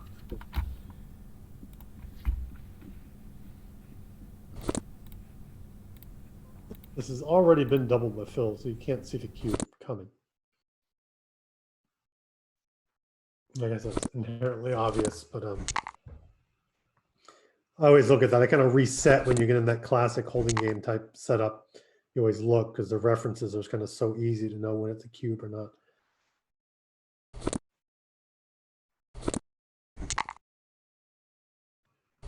Six, 4 makes the 2 point. And this is why with that third checker back, there are more G's in these kind of holding games, because sometimes you just can't move your checkers along and you get stuck.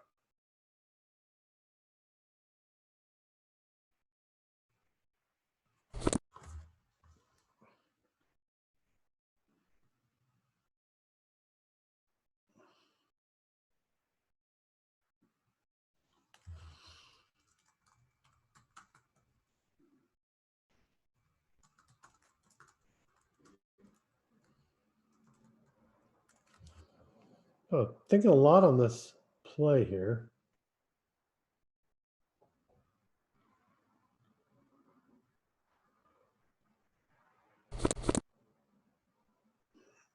And you can play it totally safe.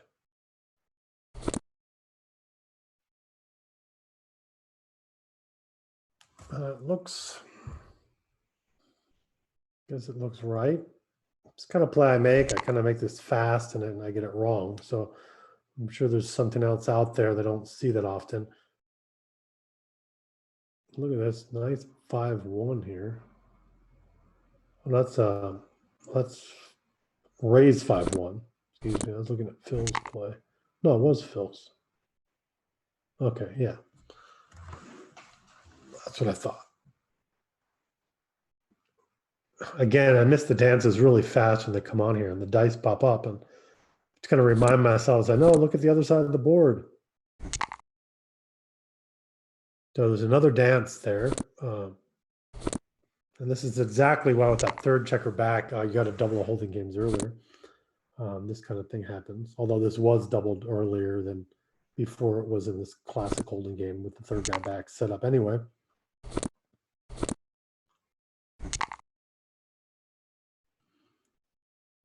One just out, slot, getting ready for the attack. Not a clearing number. Now you're going to cover and slot. And now he's ready, hoping for another 3. Oop, 6-1. Clear from the bar point is correct. Oh, he's thinking about it. This, I think from reference, that's just, I don't like that. We'll check it and see it after. I'm just not quite sure. Might have gone for the other one there. Might have gone for the other one.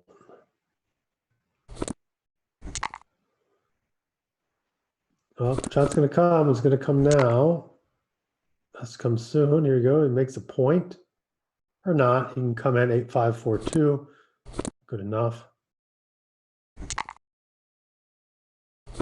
4-3 can still play. Now he has to run with the 6, cover with the 2. Now there's a lot of numbers. I would not. I would cover with the 2 every day of the week, twice on Sunday, and today's Sunday, so I'd definitely do it. 5-3 clears. So now it's just going to be a save G race. Boring. I don't really going to call anything out. Phil's going to win this one. It's going to be 5-5. Got a little 6-point match thing going. Unless we're going to see some excitement, but I'm not going to start to get no more excitement at all. Too little, too late. Okay.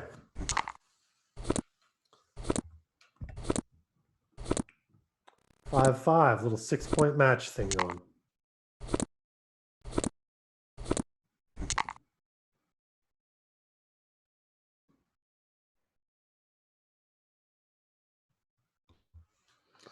Ooh, double 5s. Makes the point. Comes in awkwardly, meaning no anchor there. Another double 5s. Now this is awkward. So I'll just play them all in and play an extra one to the 3-point. Nice for the race. Great anchor. He's very happy to anchor and slot. And 3-1 is lousy. Step up, and I'd go 3-2. That dilly builder's doing nothing there. Nothing. They're horrible. I just would have gone 3-2.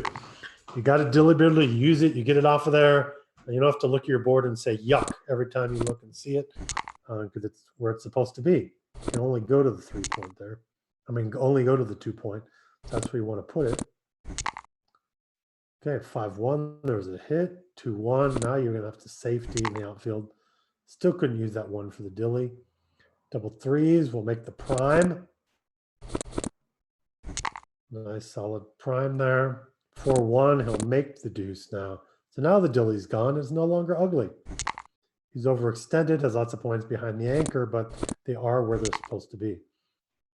Ooh, 2-1 pops up right into the hole. Hoping to pop out. Ought to be a hit lose. And no hit lose. He's going to come all the way around because he doesn't want to break it completely to hit. Or is he going to? Going to think about it. You know, the 6 is out. It's a pretty big play to hit. Pretty big. Ooh, 3-2 is kind of a lousy number here. Can't really pop over that prime. Anything that didn't have a 5 or higher is bad. And now the race is back for Phil. Back in the race with those double 6s. So now Ray needs to hop and do good at the raise. He needs to hop and safety. He needs like an 8 and 11.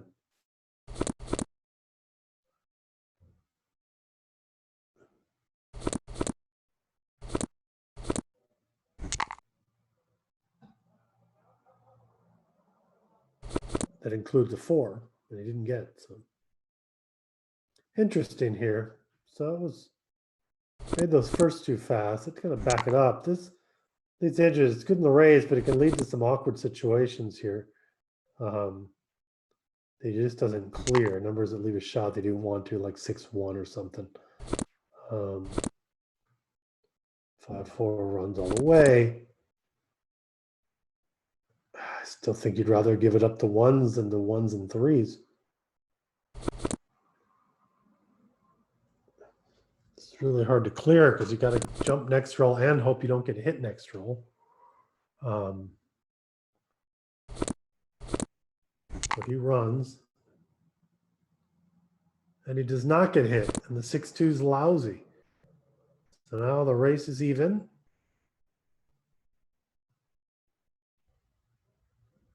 I think there's a 1 pip difference, but Ray is on roll and leading. He just has to clear an easy point. Doesn't have a ton of timing. He'd love to get like a 1 something here to clear it. So 6-1, he will clear basically the point, make the 12. I think this is wrong. He's ahead enough to clear in the back. This could end up hurting him more than helping him. I'm pretty sure it's right to clear here. He is ahead in the race by more than 4 pips. Well, he stayed back. Could be right. We'll see. It might be close. It's a technical play.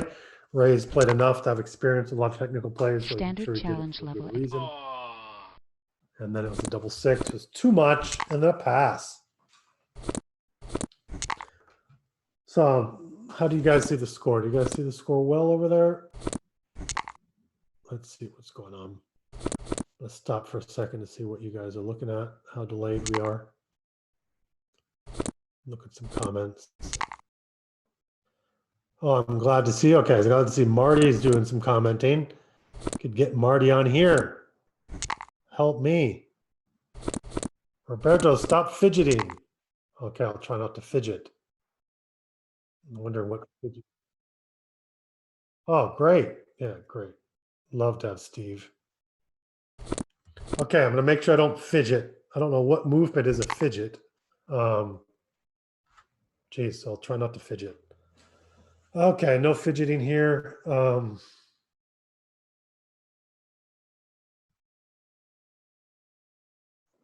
What did I miss here?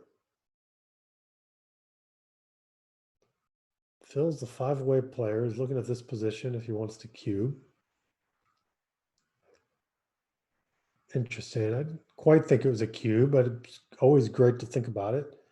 Pause and reflect. 3-1, lousy number. But look at this. Oh, you can do a hit and lift here. Interesting play. There you go. It's a safe play and it's fun.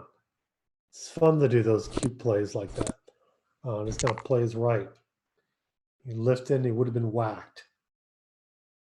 Oh, this is kind of a good roll. You can safety and get a diversified builder. So that was a neutralizing roll. And this really puts it back to what was before. This is really rough for Ray. He's going to have to step into the pocket. This gives, what's that, 8 numbers that point on him.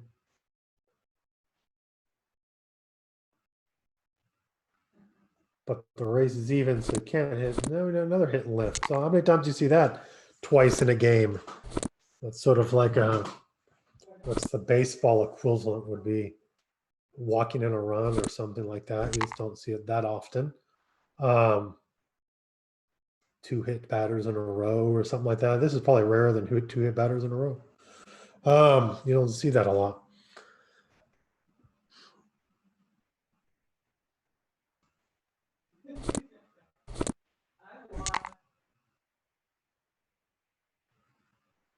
It's funny. I'm listening here, and I have Edina playing in the other room, and I just heard that she won. So I want to congratulate her making it to, I believe, the semifinals of the console or something now. Or she may be in the finals of the console now. I'm not sure.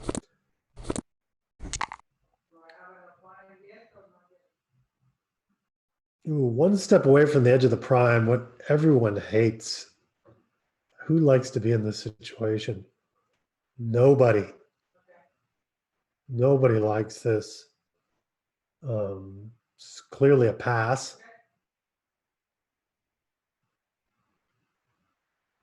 You can hardly ever take this. I guess he's just worried because he's leading. That's why he's not doubling. It's hard to be too good here. Can't be worried about 8 pips in the race. I mean, you have to get to the edge and get over. That's a hard thing to do. 2 hard things to do. I think someone said that takes an average of 5 or 6 rolls, 5.5 rolls or something to do both. At least 5 rolls. Of course, he could do it in 1 and then you'd be ticked. But even if you did it in 1, you could still have a 5 shot to be able to hit back at him. So, you know, maybe that was too good. And look, got a beautiful roll here.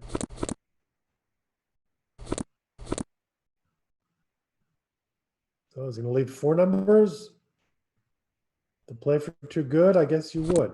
If you're playing on double them out, you'd leave less. But if you want to play for too good, just put them where you want them. There's no reason to slot here. I don't see it, at least. I wouldn't slot here. Stop fidgeting. Okay. Guess I'm bumping around fidgeting. Yeah, I think when there's other people co-hosting, I don't fidget as much. But when I'm by myself, I fidget.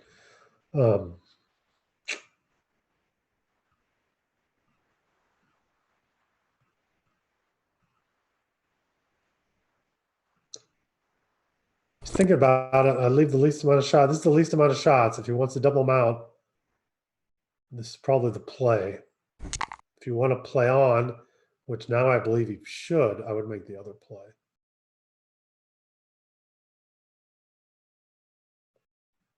That might be a wrong analysis, but it's really hard to have a burnt checker there and expect to close out, and to win a G is a tall order. But you're giving up another 5% hits, 5.5, almost 6% hits. Phew, and he would have gotten hit if he did the other play. So now he's very happy. And I guess he'll just double this now. It's not too good anymore. Standard challenge level acknowledged. And I believe it's still a pass. So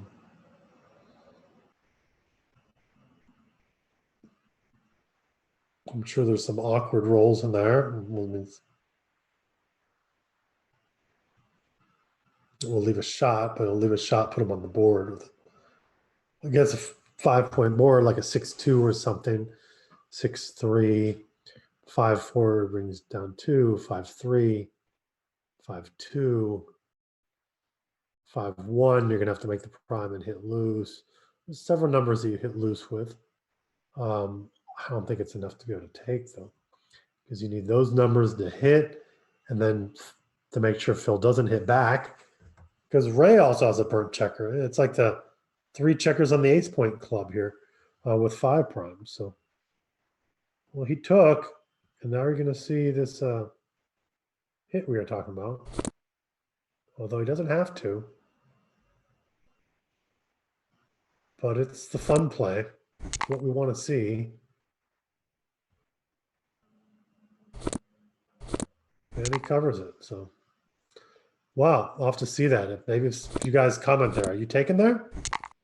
You dropping?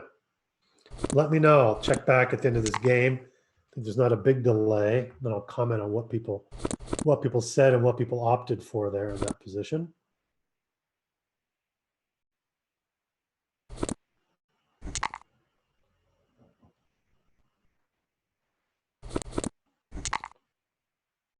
So Phil was not able to rip a lot of checkers before Ray got out of there. So it's going to be hard to G now. But it is possible with low rolls like this, especially if a double pops in there. Nice double 4s or double 5s or something will rip a lot of checkers. It doesn't look like it's going to happen now. Okay, so Phil is going to go ahead 8-5, 3 away, 6 away, which is 29%. about on the match equity scale there. And that's the Celsius scale, the Fahrenheit one. I'm not sure what it is Fahrenheit, but it Celsius, it's 29% match winning chances. Okay, I'm gonna go, I promised I'd go look to see what people said about that take. Marty Cashes. Our Crawl, I'm not sure who it is, says easy drop. Yeah. He'll double, he's probably just acting. Roberto, are your parents German? No, they are not. My grandfather was German.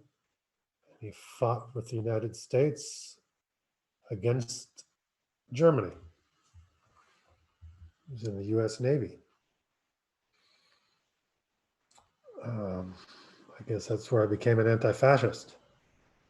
So 4-1 here.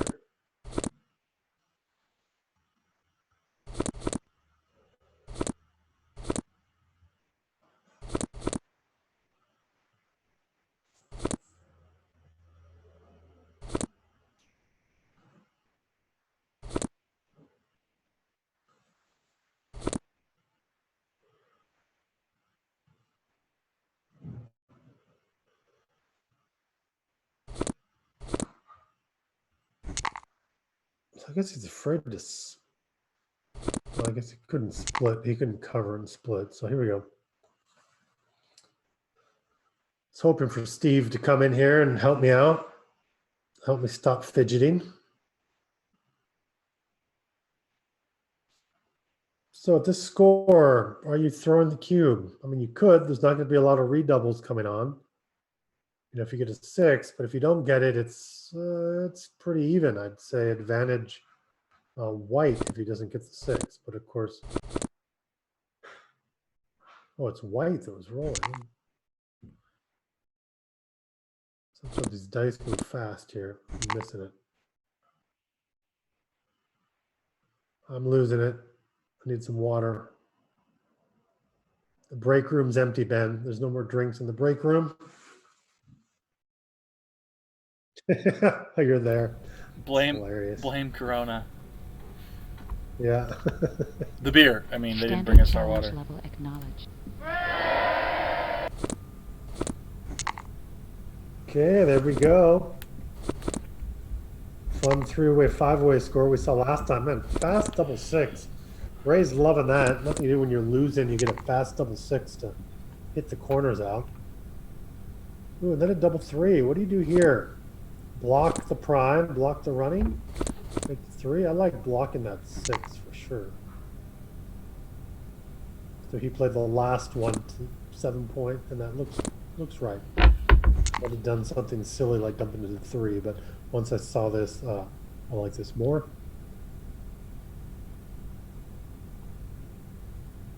Awkward 6-1, probably dump it to the ace point.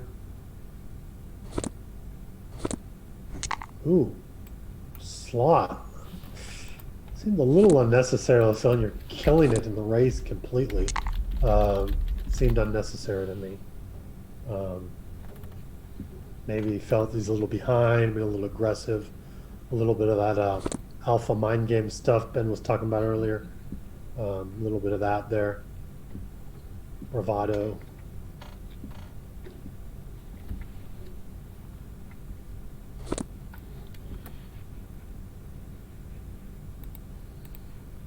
Or you could just be wrong.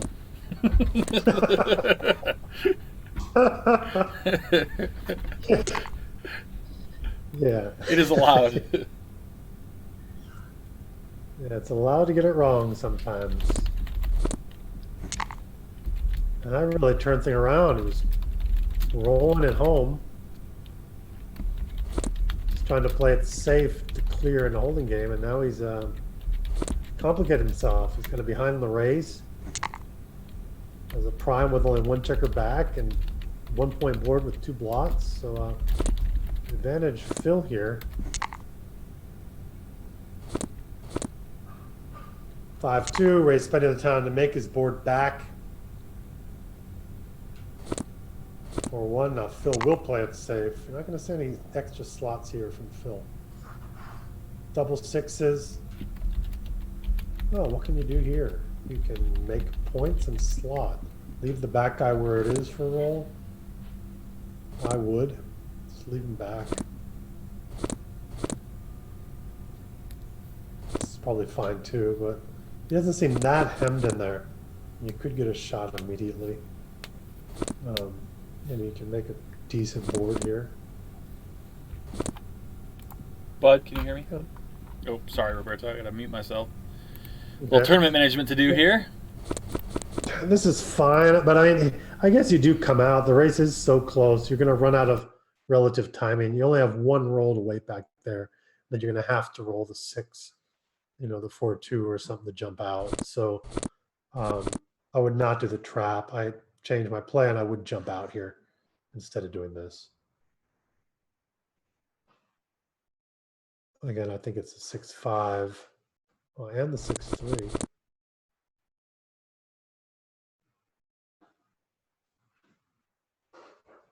And the 6-1. So maybe it is right to stand back. I'm not sure. What do you guys think? It's kind of a bunch of numbers. A lot of those 6s play badly. 6-1, 6-3, 6-2, 6-5. Well, 6-2 plays. Sorry about that.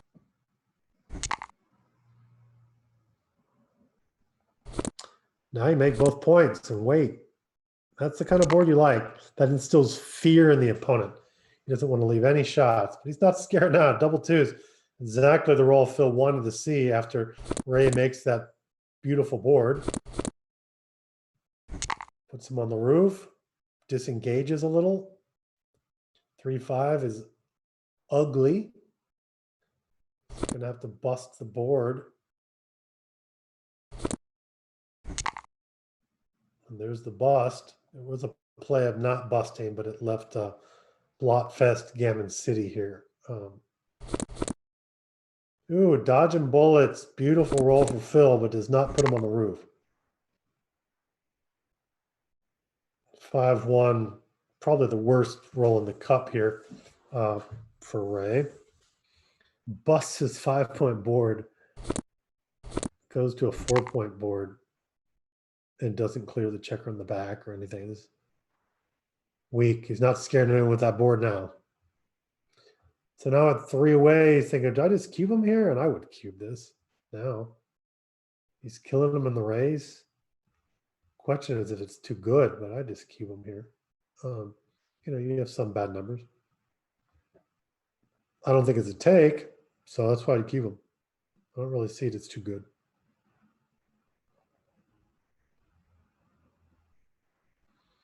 Might be. We can get into the numbers, counting. I mean, what's going on? You got 5-1, 5-3. I guess double 5s, double 6s is awful. Double 1s, 1-2s. You can do a pick and pass. Just like 3-2, you can do the pick and pass. But pick and passes don't really make it too good.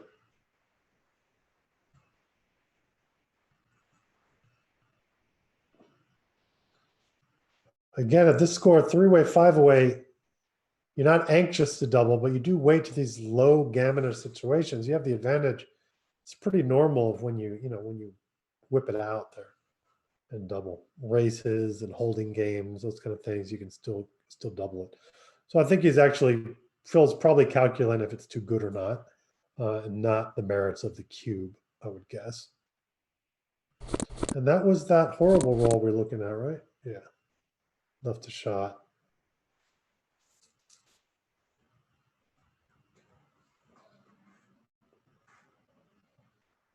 $5-1. I just come around 18-12. There's definitely some repeaters here.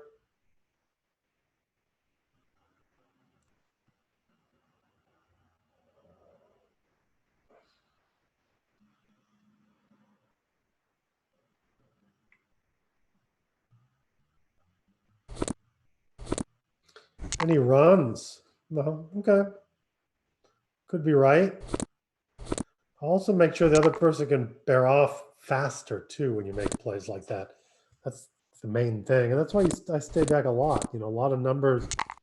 Red's concerned about, you know, safetying up a checker instead of bearing 2 off or something like that. So he does bear off faster. Well, Phil's going to need big doubles, and that wasn't one of them to be able to win any chance of any G here. I don't think there's any G. Yeah. Ray's going to save this easily.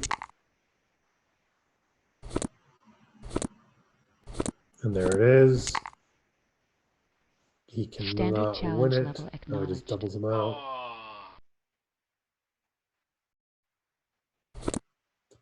Now we got 2 away, 5 away. Always a fun score in our 5-point match series. It's about 26% win chances, or like 25, like 3/4 or something like that. Win chances, match winning chances for Ray. Big thing a lot of people don't realize is that Ray, even though he's trailing, and will have gammon value, he does not have a lot of, like in a race, Phil can take really low. You wouldn't double when you normally would in a race if you were Ray. You'd really have to wait. Phil can take all the way down to like 17% win chances, which equates into about 3 pips less than normal in a straight race. So you'd wait a little longer before you double. Pretty much you double it right near the point of last take or pass. The other person would normally have is when you whip out an initial cube there. If the other person knows that, because if they don't, you can double normally and get incorrect passes and stuff. Okay, so Ray's immediately coming on here on the defensive. Great roll though. This should make the bar and make the 4-point. Quite solid. Puts him right back in the thick, turns this back into kind of a mutual holding game, you know, about 50-50 here. You know, Phil's ahead in the race, but Ray has better position. This kind of blows his position a little bit. Which switch? You might just go 5-1, hope to remake it. Or no, he'll go for making a 2-point. That could be right as well. Ooh, double fives is great. So this stops being a mutual holding game now. And it's kind of just kind of traditional. Ooh, but wait, what to do with the last one? Uh-oh, just bring them in. There we go. So now it's a classic holding game. Ray should stay back there. That back checker's not in danger of anything.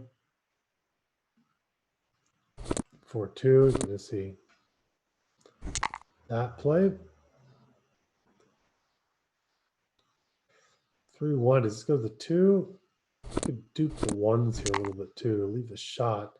He's a little bit afraid of G's here. Ooh, look at this, a shot. It's gonna have to hit loose. Ooh, 1s would be wonderful here for Ray. He'll take the 1-2 for sure. Hits, steps up. And now you see a dance, and now this, well, could be too good.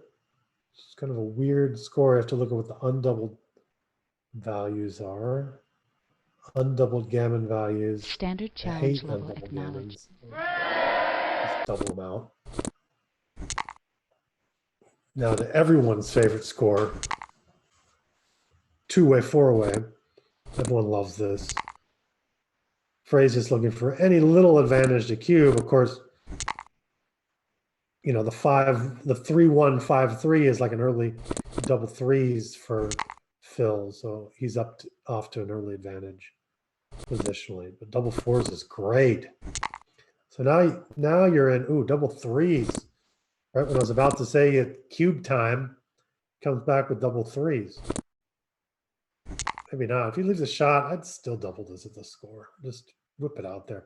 I never want to miss my market at this score. So he's going to hit him with 1-6. He's going to hit him with 4-3. 5-3 will make a great point. Standard double threes, challenge double level sixes, so he acknowledged. does turn it. Just looking for any advantage like this to do it. And there it is, the 1-6 hit. So now he's going for G or bust. He's loving it. 5-3. Look, you're going to see him pound on that 3-point if he can. Oh, he goes for the prime. Okay, there's one number in there that he could hit, or he could go for the prime. That still looks right and stable. Is it still in a strong position? Still win a lot of G's. Look at this, great number. So the G game is back on again. Phil's gonna have to make his board. Ray's gonna what? Got it.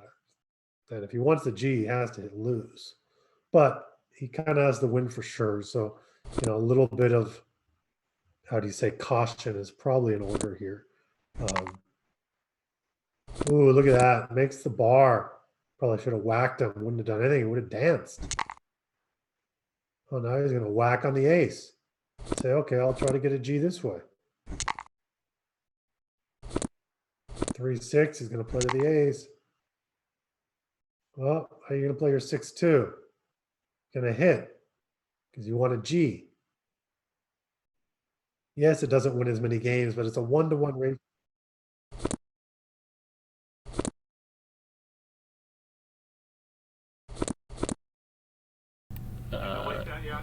Steve Sachs has joined us. Hey, Yeah, Steve. I restarted my computer. I don't know why that worked, but whatever. Hey, I love it. That's all right. Oh, wait, did he not? No, he did. He Oh, he picked picked- passed, and so now he's going to have to slot. Oh, wow. Oh I my don't think I gosh, would've what a picked him at all. swing. This could be it. This could be it. They step up with, oh, you come down with the 4. Right, give Yeah, yourself he gets- 6s and 3s. He doesn't get a 3. This could easily get here. A 3 can still be anyone's game. Oh, 6-5. Oh, but the 5. Cover and, well, cover and play to the ace. Right, you just have to. You'll still take it, but you're definitely losing a handful of G's right there because of that. Oh, look at this. Oh my gosh, you have to clear. Give him double 6, right? Yeah. It's either double 6 or double 5. Yeah, but either one leaves a shot, so is this one right? If both of them leave a shot, I'd rip from the rear. Yeah. Pick and pass. Oh, G's are on. Oh boy. So what do you do here? Rip You gotta 3? take the checker off. It's Yeah, yeah, just take one safe. Only off. safe. That's it. One checker. Just take one checker off. What do you see his G chances are here? 75%, 80%. Okay. Now we're off. It's a horse race. And it's looking good for Ray. Now it's like 95%. Yeah, we're going to need to see boxes, something big here. And that's it. Over. Congratulations, Ray, coming back at everyone's favorite score. 2-way, 4-way, putting them in the attack mode there. The dagger to the heart. Well, I did my work. All 10 seconds of it. I'll be ready for the next match. That's good. You're here for the next one here. I'm going to dump this in, see how they played really fast.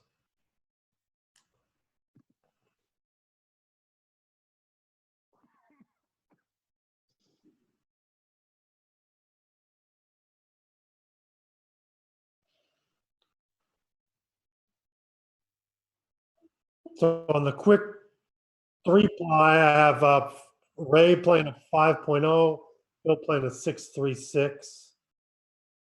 It takes me a long time to do the deep analysis. I always start the first one before I do the other one. So we have 2 finalists now.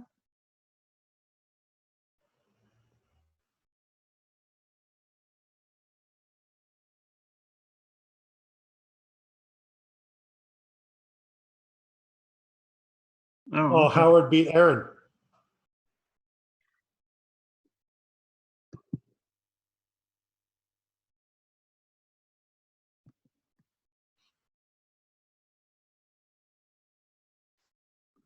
Yeah.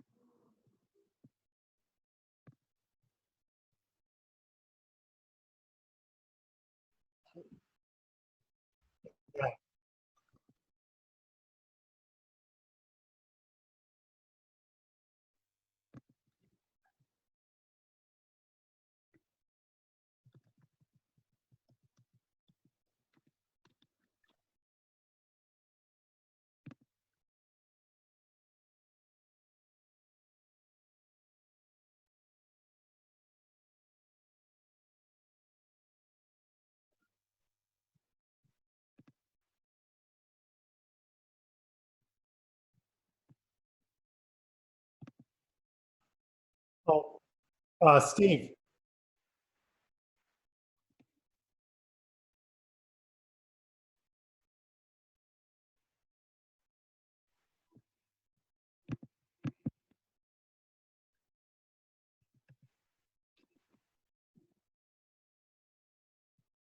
Steve, can you hear me?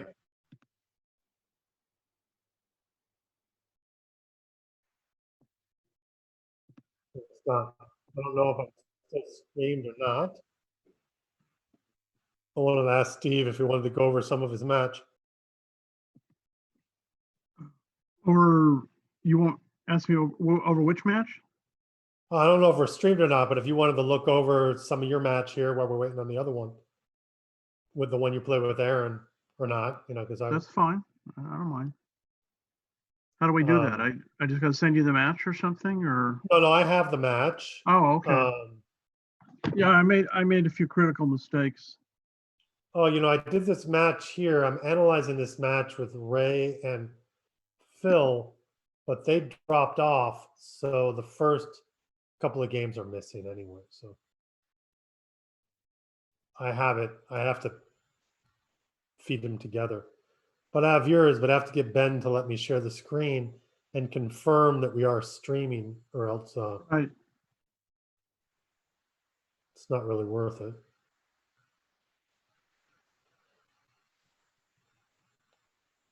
But yeah, I was rooting for you. Oh, I was over 90%, and I made a couple of, I made a couple of mistakes here or there. We all do. Yeah, I saw that.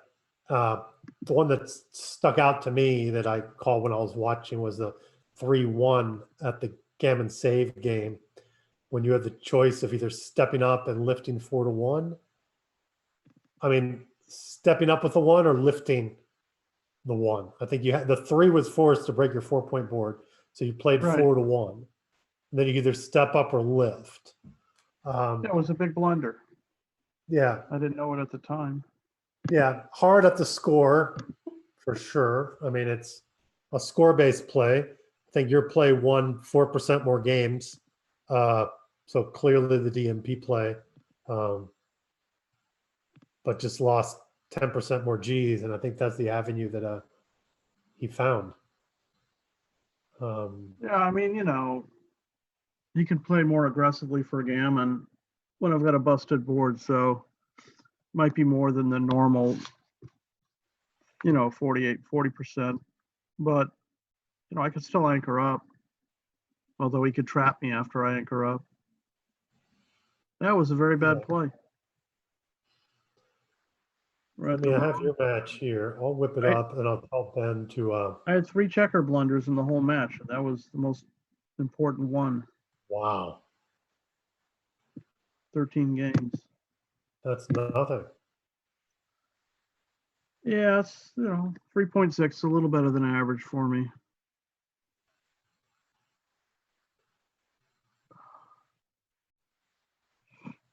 Okay, yeah, 3.6 was in the end. At first I'd done the fast analysis and I looked at that and I saw it was in the low threes. But I guess that changed on plus plus. You're streaming now or not? I cannot share the screen, so I need Ben to let me share the screen. No. And I'll Oh, look okay. see if No, I said. we're not streaming now too. I'm looking at YouTube, and we're Okay. not streaming. Well, it looks like our audio is streaming. Oh yeah. There's nothing on the screen. Then I won't say anything bad about you. I couldn't say anything bad about you anyway, even if I wanted to. Yeah. Yeah. So do you have a fun tournament? How'd you do in your other matches? PR wise. I mean, obviously you won. Let's see. Well, after Aaron, you lost in your console? I had an 8 cube in the first game. Ouch. How'd that happen? I doubled. He had 2 guys on the 22 point behind had him blocked on 2s, 3s, 4s, and 5s, so you could only get out on 6s. It was a very, very marginal no double. And then he got out somehow, and then he redoubled with checker on the 6, checker on the deuce, and 2 on the ace against my 6-4-3. So let's see.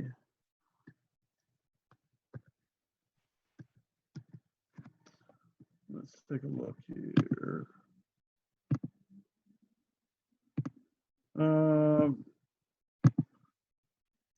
Yeah, he redoubled with a checker on the 6, a checker on the deuce, and 2 on the ace, versus my checkers on the 6, 4, and 3. And it was right to redouble, of course, the easy take. Yeah, oh yeah, the 6-4-3 position. I love it. And he missed. And so now you have a checker on the 6-4-3 against 3-1-1. What would you do?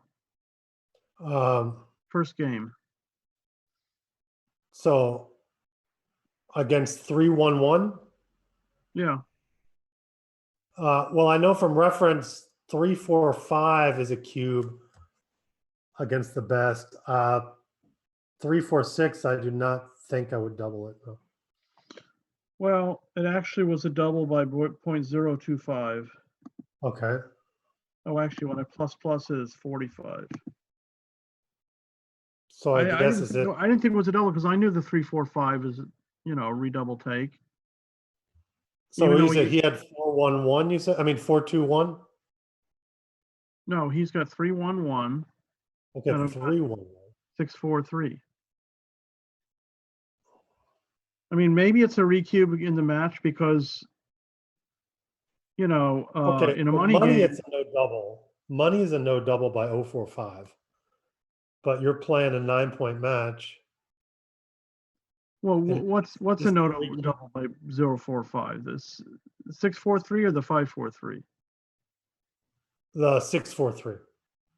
Yeah, but because he can't double me out. I mean, if I roll ace deuce, he can't double me out.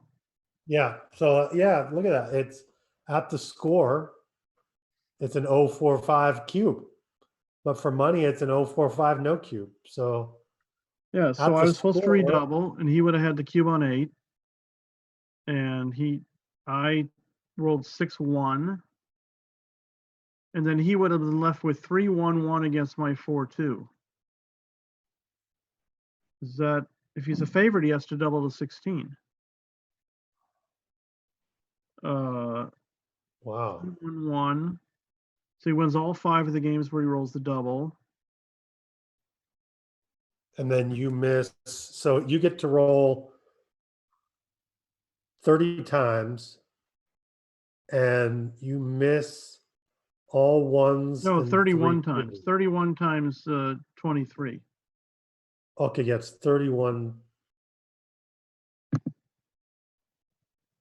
So 31 times 23 is 6. Oh, that's 713. So he's not supposed to double because he's an underdog.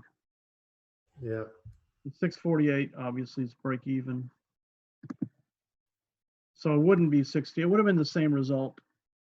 But it's right to Yeah, it'd be right for him to cube though, for that small against a grandmaster.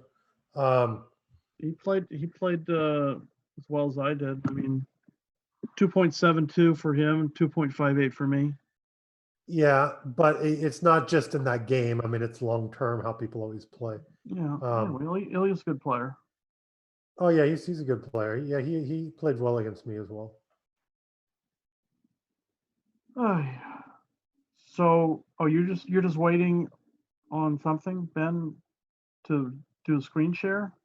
Yeah, he didn't let us. I guess we're just waiting for the other match. I mean, there's not going to be time now because I'm host disabled attendee screen share, so I didn't have a chance to share the screen, and we could have been looking at positions this whole time. Oh, are we doing a match? Yeah, The Ray match? yeah, I think it's the whatever finals coming on. Well, no, you are at least. I've been doing it for a while. He didn't ask me if someone else comes. I don't know if I'll stay the whole time or not. I mean, there's Edina's over there playing. God, I think she might be playing the final now. Oh yeah. Edina's in the final of the console right now. Oh. Going to be in the final of the console. So I actually probably will do commentary until she's done playing. Because I don't. She's been doing fine. I don't want to get anywhere near that room. I'd rather stand over here. Might as well be in Argentina. Yeah. Well, she was playing someone. It was like, what's that noise? Because she's playing in the other room, but I'm doing this commentary about backgammon. So I'm like,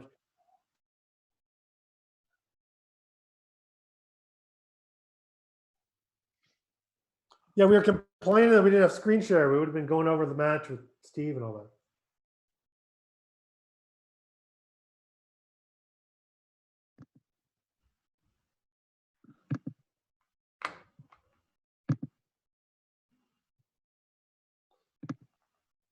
So who's winning the intermediate, Ben?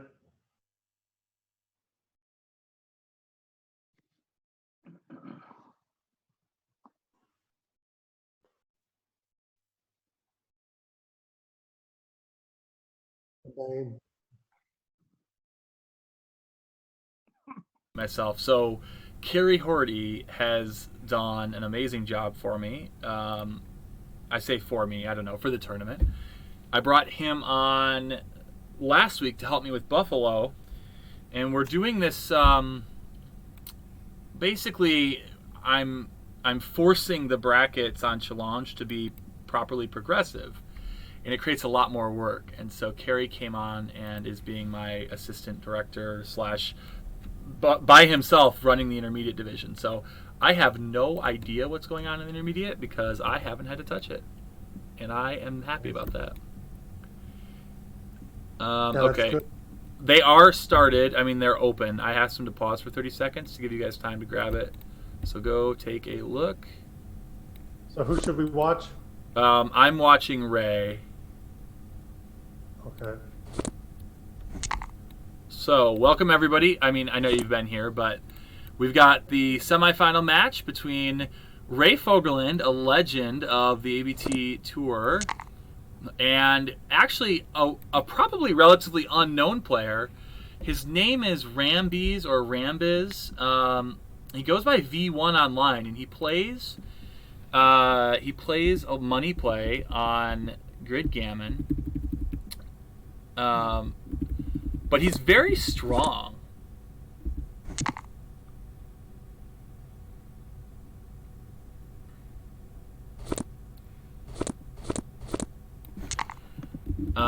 In fact, he told me right up front that he plays like a 3 to a 4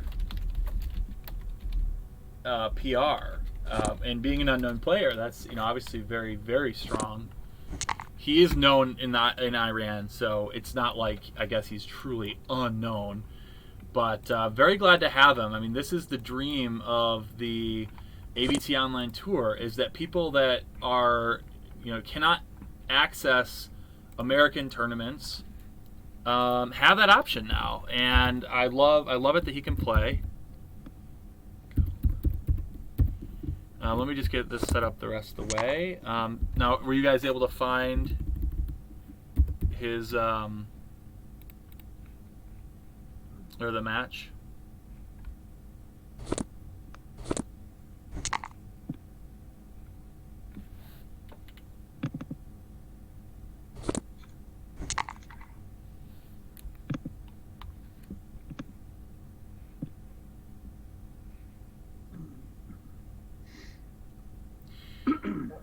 So Are were we you? streaming there? Yep. Were you guys able to find the match on Grid? I Yeah. do. I have it open now. All right. Well, I've got Ray on bottom playing black, and you guys are good to go. Okay, here we go. This is the first game. Yeah. 0-0 to 11 in the semifinals.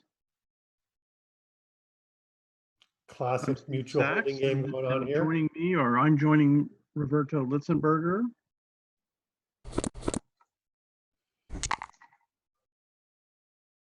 Ooh, early run in a mutual holding game. Kind of surprising. Well, that mutual holding game ended fast. Now we have a race. Oh, I got to turn the pip count on. Where is it?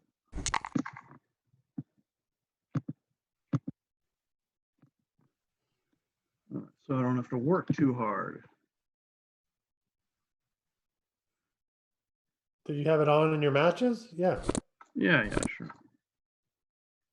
All right, very close race. Gonna have to be up about 8-9% before you can double, depending on distribution, crossovers, wastage, all those fun stuff.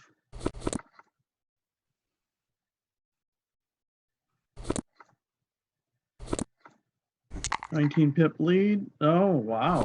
Thought that was going to be a market loser, but no.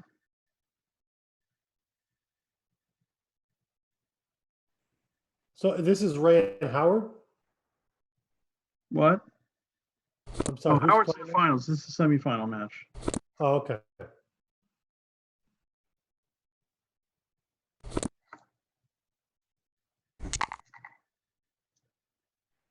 Okay. So this is Kali Yazdi. First one to roll a double, you would think would win, but we've seen a couple of big doubles recently that did result in a market loss. Close game.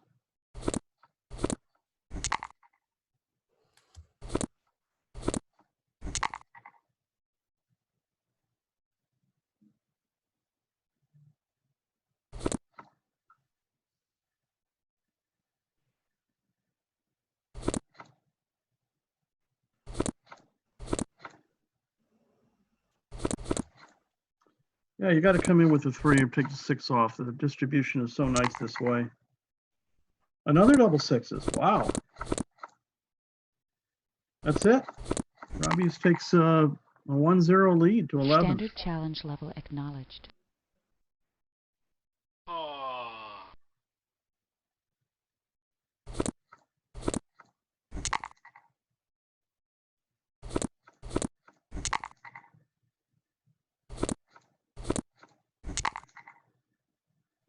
Pretty strong shot. So Ray's going to need to come up to at least the 22 point here to stay in the game. Well, oh no, I don't agree with that. You got to come up to the 22. You heard me. Double aces. Well, it's a weak joker. I love that phrase, a weak joker. That was made famous by Gus Contos, our good friend. Oh, I think I would have just made the 3 point there. Not sure I like running out there. I mean, the race is close, but Yeah, so you if get you could do much of something your constructive, I guess I would prefer that to just Do you running hit out. loose and come down here? What are you doing?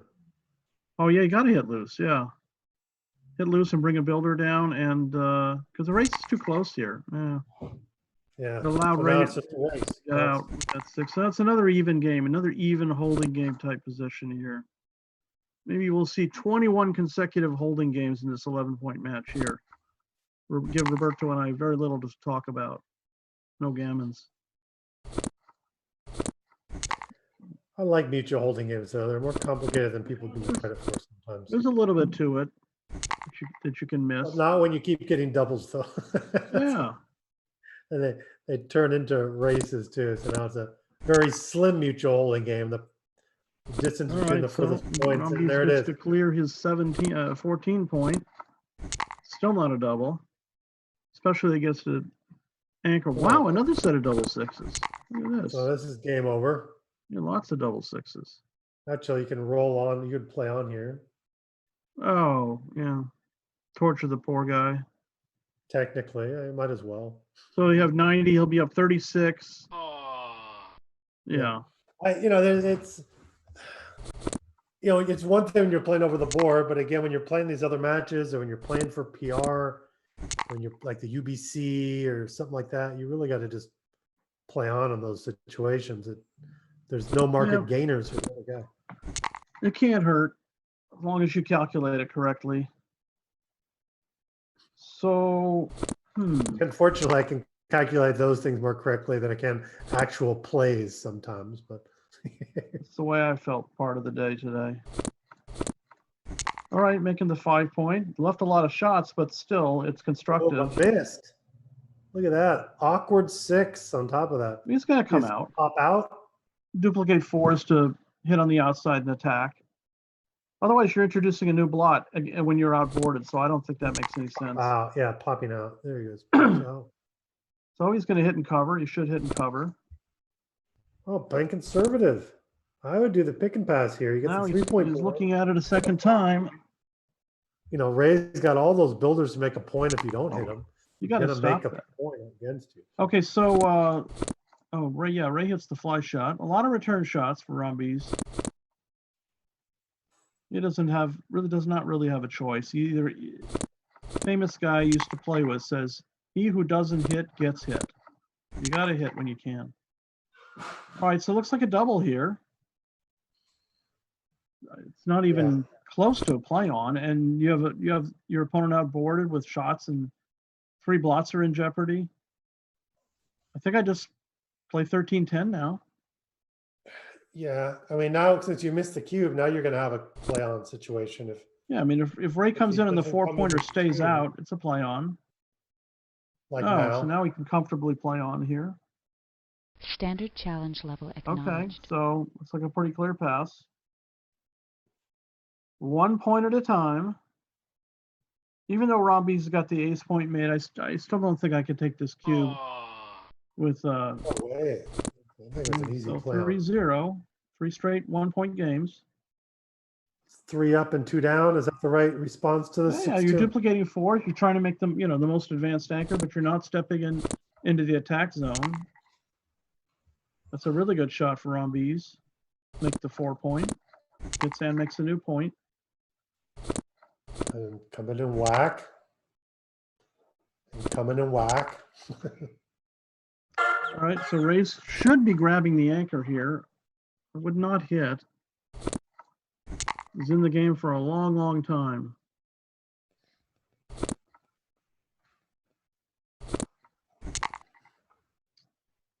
Pretty good shot for Ray. Make the bar point.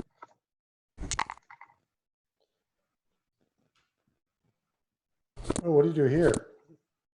That seems That could reasonable. be a play. That looks reasonable.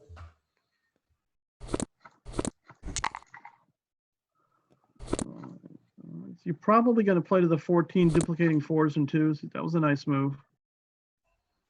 You don't want to give your opponent good aces. He doesn't have them, or good 3s. That was a really good move. Go 2-1. So Probably hit come in lift. and What do lift. you think? Yeah, I like lifting there. I like that. The race is close. Wow, that's a great shot by Rombies. Fly shot to send him back. So all Ray can really do is just come in and slot the deuce point. Yeah, looks natural. I mean, he's not really planning on playing a 3-5 back game. He's just going to try to build his board a little bit and then release one of those anchors, probably the 22, depending on the race.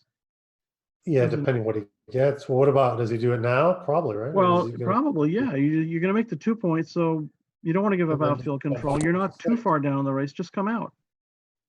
You have your opponent outboarded. Yeah, I think slotting the ace is. I would not have done that. Yeah. I mean, giving up outfield control. That's a pretty strong move. It's a little bit risky, but that was a pretty strong move. You might think about doubling here because Ray's got deep points made in his board, and Romby's got a 30 pip Oh lead. yeah, he can double this for sure. I think it's definitely a double. Yeah. Well, he did not double. Okay, this is So now he not definitely has to necessarily double. so good. Not that bad. Make the 15 point and then bring a checker into the 6. Yeah. And Romby should be thinking about doubling. You know, he's got 3 builders to make 5 prime. 21 pip lead. It would be a take though, probably, especially down 3-0. Yeah. I don't think it's a. I I don't think still it's a like bad the double double. here. Standard challenge level He does double. acknowledged. Okay, well, I would think Ray would take this one. It's a little Well, bit Ray tricky passed the because whole game before, but he passed when he was leading against Phil. Now since he's trailing, he'll probably take. yeah, I mean it's a little bit tricky because he's got the. It's going to be hard to fill in those gaps on the 4 and 5. Because if you don't roll precisely 1s, 2s, and 3s, you might have to play checkers deep or give up the 15 point. And then Well, if you it's roll big, the right numbers, you would give it up, right? If you rolled the 5-4 or something. yeah. Up around. I mean, it's possible Ray's thinking about dropping it because then Romby's goes to 4, which is an odd away score. But we're so far from the end of the match. Okay, he does take. I look like a take to me. Well, pretty efficient roll there for Ray. Oh yeah, kind of just what he wanted there. So could just play to the ace. Yeah, he does. He's not too worried about hitting a shot immediately. He's got plenty of timing. Ooh, look at this. Yeah. Ray's getting what he wants. Wow, what a move. That's not so bad. Oh, what a Yeah, roll. you found it. What a reply. So Ray's just waiting for a shot, waiting for potentially some bad rolls coming in, 5s and some 4s. Yeah, that was reasonable. I probably would have brought one of the checkers in. Yeah, now this way double 5s and double 6s leaves a shot, so I don't think I would make this play. And it takes a builder away from making the 5 point. I like this play. Closed board, Ray's got a closed board, but there are no numbers that leave shots. That's a good play. Oh, he He doesn't can have barely to play pass. it. Just good enough. Okay, Well, Ray's the out of tension time. mounts. Old West here. Got to break something. There's the dust. Would in you the kill sand. 5s here? Yeah, Yeah. that's not a bad play. And that clears. 4-1 Okay. doesn't Again, he can bust barely away. play it and keep that board.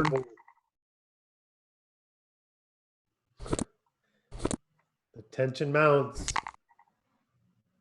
Okay, here we go. Ooh, he has to run. That's not a shot yet, but he's got to break his 6 point.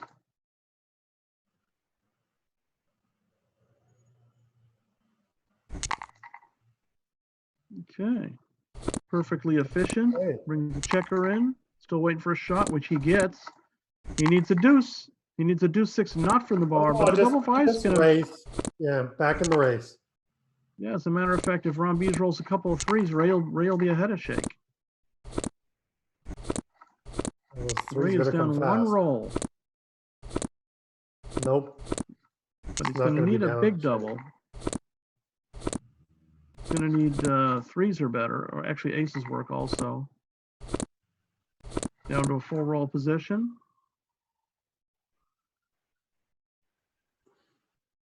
Oh, he rolled a double. Wow. You got it. And Rombees did not That's the fire a ball double game. back, so Ray could just cue back and narrow the gap to Standard challenge level 3-2. acknowledged. It's competitive. It's back to being a competitive match. I just split here. I don't like the double hit. Double hit's wrong. So Wow, look at this shot. Really good shot. Instant prime. Ooh, probably 8-3. Duplicates 3s, starts something, gives their opponent bad 6s. Not quite a cube. Not quite a cube here, especially with a 3-2 lead. I don't know. I don't think I would do this, but It might be Too right. stacky.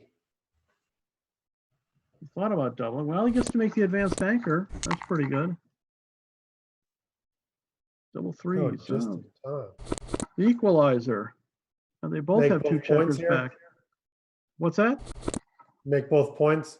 Yeah, I mean, because if you make the outside point, you got to leave a shot. No, it's yeah, this is Well, I mean, perfectly you good. step up and go slot 6-3, No, no way. but have to make it anyway. No, so you I would you just- make the point, and then you can just try and make the 22 point on the next roll. He's very unlikely to point on you, or you know. So if he didn't have a double last roll, he certainly doesn't have a double this roll.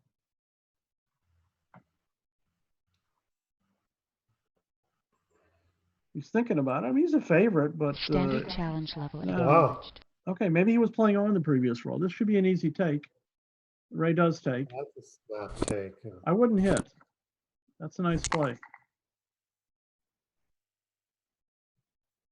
All right, little pressure on Ray here. He doesn't not make the anchor or escape. B's got 3 builders to make the. Oh, So now Makes the you 3 point. them. There you go.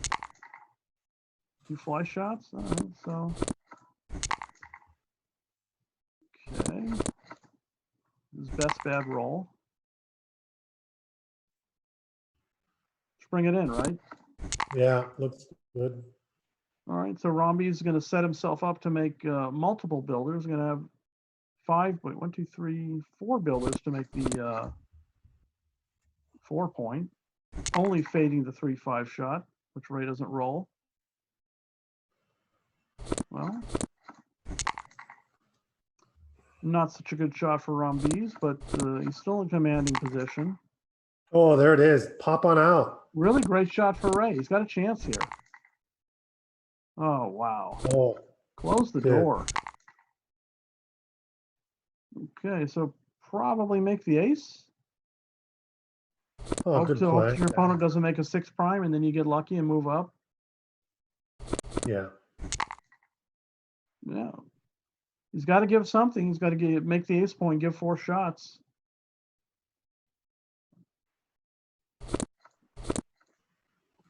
It's a volatile situation, but Ray's not that likely to hit, even if one of them was a 2-6 from the bar.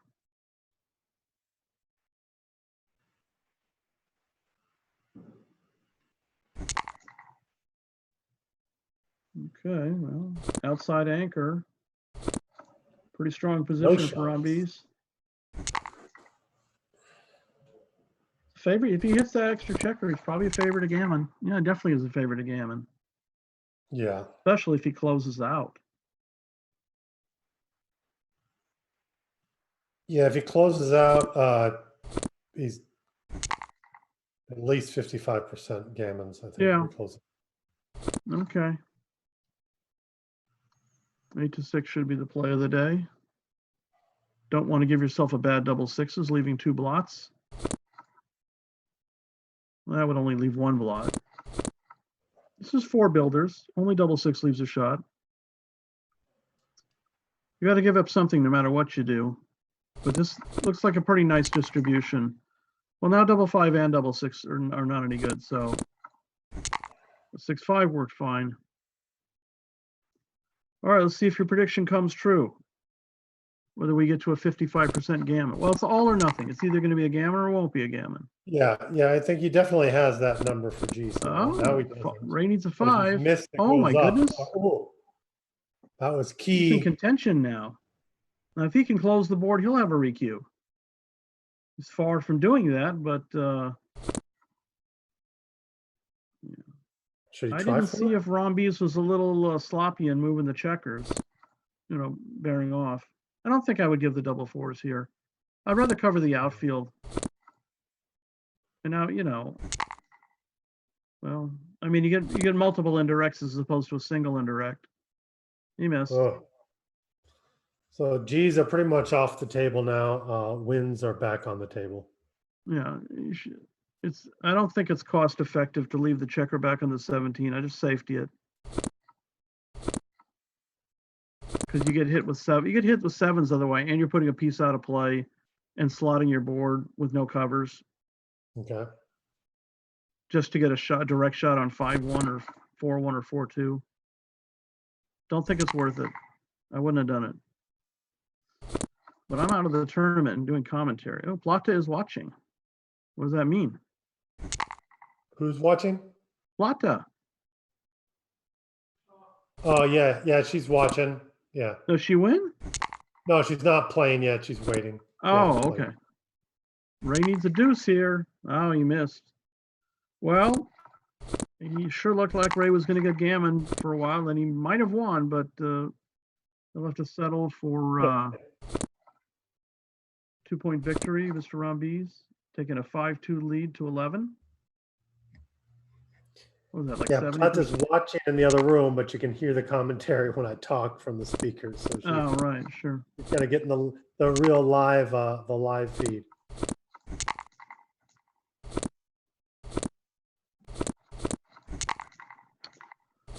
Okay.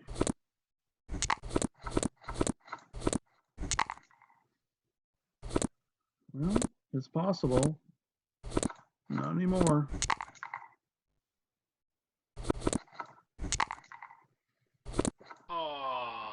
Okay, we're on to game 6 of the match here. Whack, whack. Interesting. Wow. Is that almost worse than dancing, or would you rather come in with the 5-1? I don't know. I think I'd rather dance. Probably. I think I'd rather come in, but I don't know about this one. I mean, creating a second blot, you're outboarded. You can double this now, can you? That's a good question, because 6-5 double 5 fan wouldn't be a cube. So if this would be a cube, then that means the 5-1 would be worse than dancing.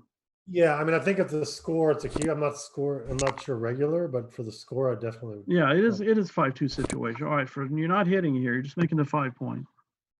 Super strong position. Yeah.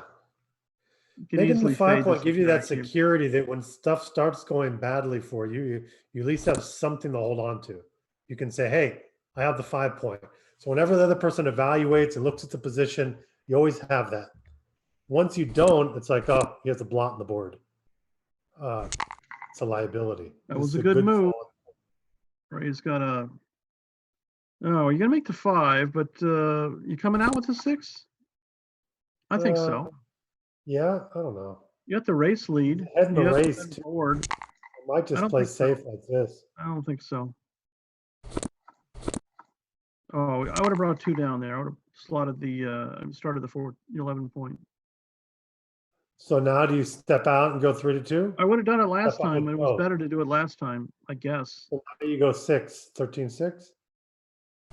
I mean, you still have your opponent outboarded. Wow. And I wouldn't have lifted there. And you're ahead in the race. No, I wouldn't have lifted either. You could have gone 24-23, 3-2.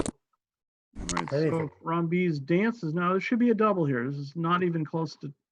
I don't think this is too good. I mean, maybe. I don't know. I wouldn't have. Again, I don't know. I think I'm just doubling with 3 on the ace point. But why didn't he double last time? You have it on auto roll? I doubt he has auto roll on. As Ben said, there might be some meta alpha game going on between the players. Yeah, this is all right. Well, narrows the gap to 5-3.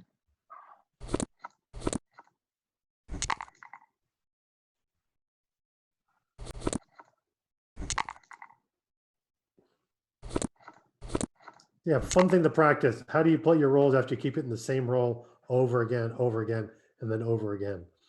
It's always fun that. I say it because Ray got 5-3 twice and played it correctly in my opinion, but it's always a fun thing to see. All right. Oh, hit back. Important hit back there. And another hit.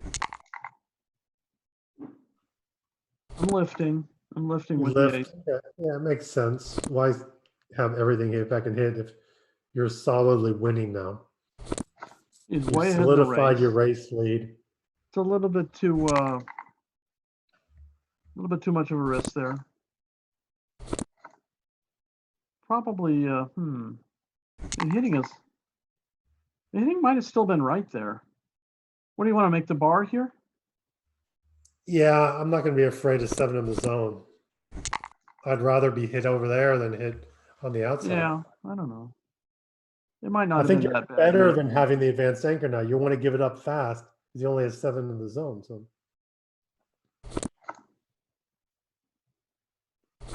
I think it was an opportunity to never make it, basically. Now, in this kind of situation, you wouldn't mind having something like the 16 point or something like that, but you wouldn't.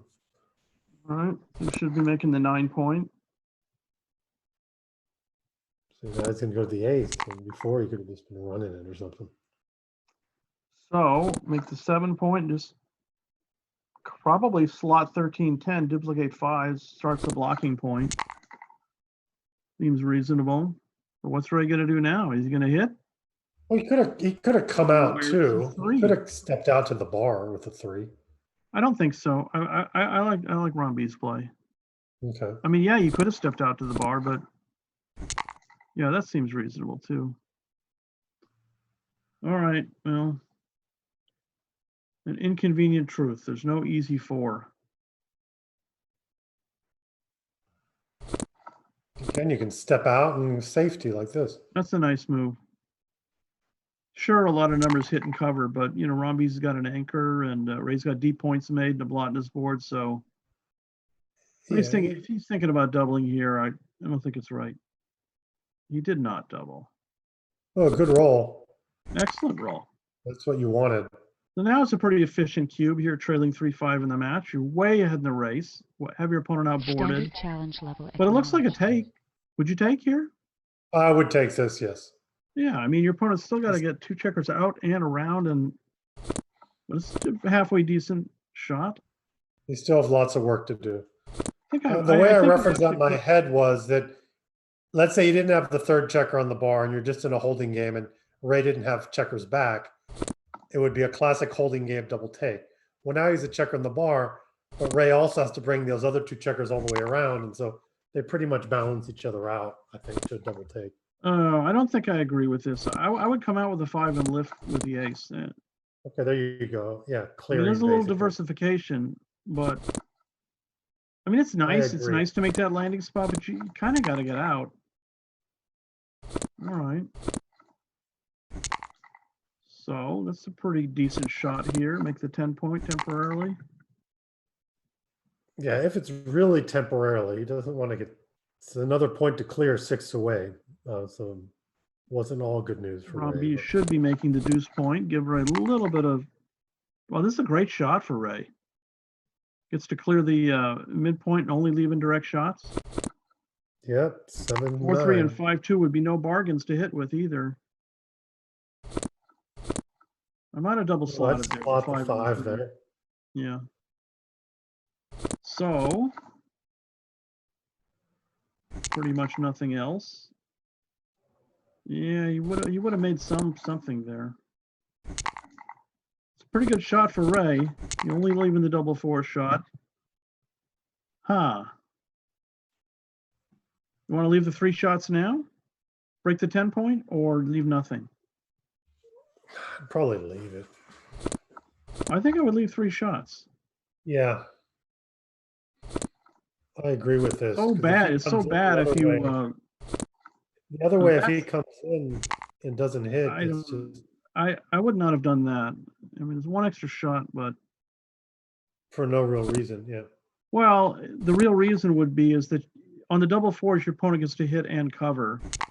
So he's got 3 numbers, but one of them's really good, as opposed to 4 numbers which are not as good because the blot stays on the board. So it's probably Okay. pretty close. Well, if Ron Beast doesn't come in here, even now, the gammon's going to be he's a favorite. Ray's a favorite to win a gammon. I think I make the crossover here. Yeah, crossover for sure.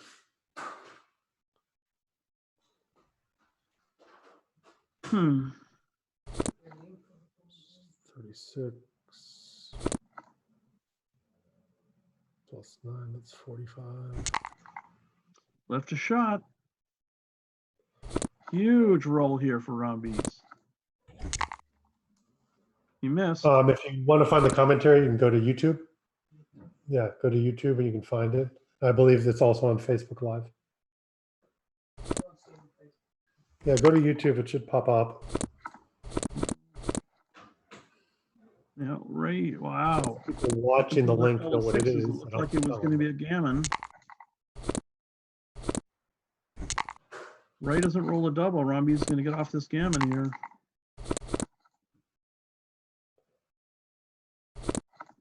Two chances to roll a double. Oh, Robbie's beat him to the punch. We're going to have a match tied at 5-5. How many of you at home practice your 6-point matches? Not many, I bet.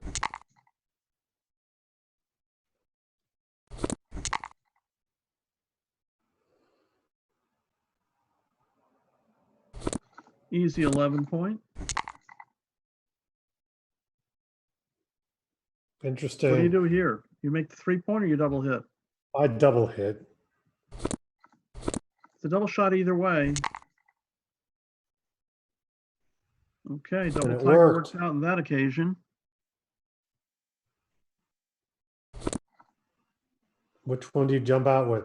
Just jump all the way, probably. Oh, probably no. I'd probably just come out to the 18-point. Duplicates aces, and you have some connectivity. You have a better board.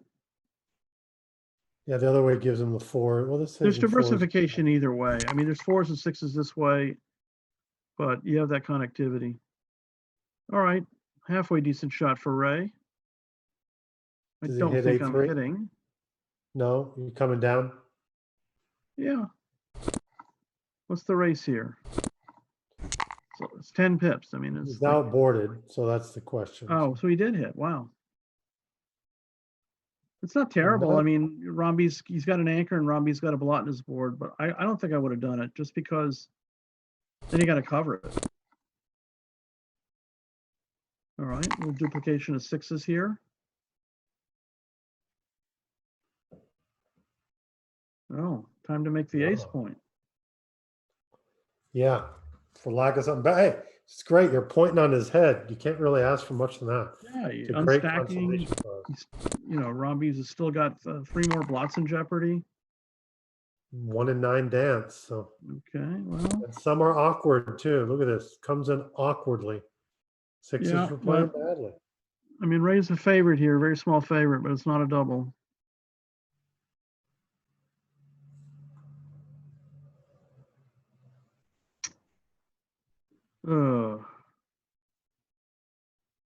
I don't think there's much choice. You probably just got to come out to the 16. Yeah, you don't want to leave another blot. Wow. 4s and 6s and 1s and 3s and 5s. Too much. And an extra Everything's block. going to double hit here, right? I would probably double it if they put another Yeah, it blot up. duplicates 4s and 6s. That's way I too think I'd big. double that play just because there's so many hits. I would just, Oh, wow. That's an interesting question. I just would after a play like that, especially if the person's struggling so far making it, not knowing what Well, they're doing. psychologically, maybe you have a point there. It might but be he's a down small 16 no pips. double if it's off, but it's worth the amount of passes you could possibly get. Okay, so assuming this is a no double, how big is it? 04? Like a 40 I don't no know. double?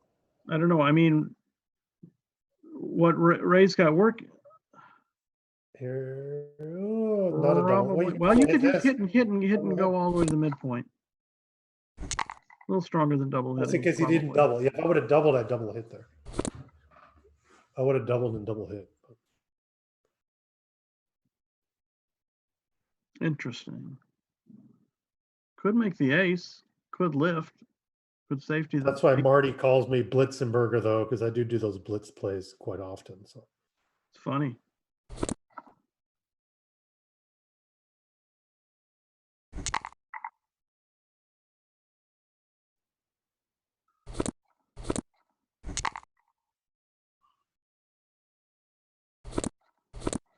you look at that double. Okay. Blitzenberger. All right. So So Wait. XG did say that that was a double. I guess we have a conscious that comes in every once in a while that you guys can't hear, but XG talks to us sometimes, and tells us what that play. So that play before was a double by Ray that we were pondering on. All right, so what do you do here? You come all the way out to the 18? Really close race, only 4 pips. I mean, do you have the timing to stay back on the 20? Probably because it hinders him so much. I mean, one of the advantages, it hinders him a lot when he comes in. So he'll never be able to make that point. But yeah, you Yeah. don't have the timing to do it though. I mean, you're gonna have to, well, you only have one other outside checker, so you're gonna have to bring it down immediately. So yeah, I'd probably have to I'm come not out. sure about this one at all. I mean, if he was ahead in the race, probably, but the Rays up 4. Simple holding game. Oh, but he didn't have to bring both. He could have not brought any of the other checkers in to stay back. He could have stayed back, covered, and gone. What is it, 6-4 or something too? What a great shot that for Ray. solves that This problem. is very likely a market loser. Double pass, I think. No. What is it? 15 pips? Yeah. Yeah, 15 pips. 15. Well, it could be a take. Not a huge pass, but probably a pass. I mean, you figure Ray has a little bit of Standard wastage challenge there, level but I'd double this acknowledged. for sure. Most of the time he's going to get off that 11 point without leaving a shot. So His point of last take here is 11.5, so he's 3.5 pips worse than that. I don't know if the contact with 4 away with a landing spot is worth those extra. right, and also you're down a couple of crossovers. Yeah. Oh. Most likely that was a decent pass. I wonder how many places the side pool is playing in this event. I think I read 3. Okay. What? How many people? I'll tell him he was asking. You know, one time, Roberto, I was playing in a tournament where 6 people got in the side pool, and I was the only one of my that won the first round match, and I split the side pool. All the other side pool guys got knocked out in the first round except for one. Very strange. Wow, that's great. That was in Pittsburgh in like 2002 or something. What do we got here?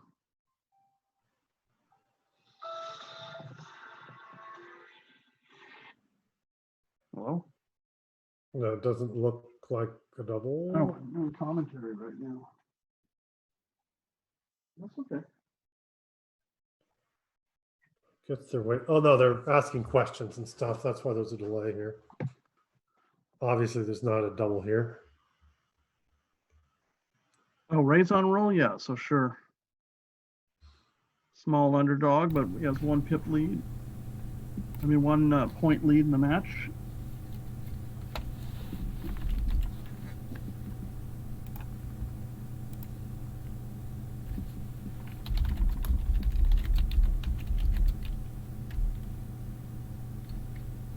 This is time for a message from our commercial sponsors. Do we have any?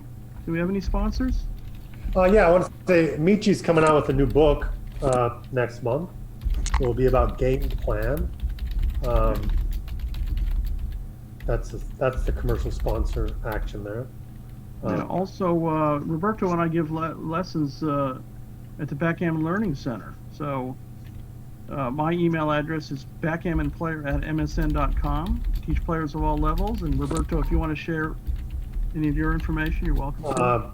My email is cafecafe_88@yahoo.com. If you want to contact me. If you want to Roberto get that teaches in book as English well, and Spanish. the first 100 people that get a copy of that book, he's going to do an online seminar about the book. People are invited to join that. If you want to Roberto, order an that book. excellent analyst, so I would recommend him as a teacher for sure. Great shot for So Romney. great.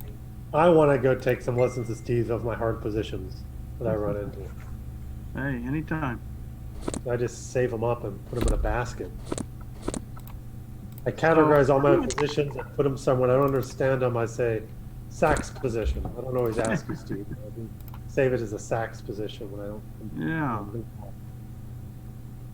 Okay. So we got Rambeest going to do a little bit of kind of containment. Yeah, blitz I think I action. would have made the 3-point in the last roll. Pretty much would have locked up the challenge win. level acknowledged. But now it's only a 9-pip differential. Raise up a point in the score. I mean, it's not so Well, pleasant. so many guys stacked on the mid. I think this is a take. Normally, I think so too. situation with one guy back, you have to drop it when you're down a lot. But with the 8th point made, he's not all the way back. I do think that's a clear take. Yeah, I mean, it was pretty good doubles, but Ooh, not a good roll here. He really wants to make the board fast to not be, what do you call it, meat. So he does make the 3-point just so he's not an easy target of hitting loose. Or he can make the bar. Okay. That's no, reasonable. you'd rather make the inside point than the outside point because it stops your opponent from attacking. Yeah. I didn't That's agree your with kind of that. like chopped liver. So like this kind of play. All right, well, Ray will get a Now he chance to makes the inside make his point. bar point. Wow, switcheroo. Two down? Yeah. Pretty good play. Well, Ray has everything. He's got his bar point, his 4-point. All I got to do is avoid getting blitz, which doesn't look like it's going to happen. This is the blitz, and the blitz is Unbelievable. on. With 2 shakes, he Ooh. closed the board. This is very, very. I mean, this is basically a G if he doesn't hit. We're talking 25, like almost 70% G's here. That's what I was going to guess, actually, yeah. I mean,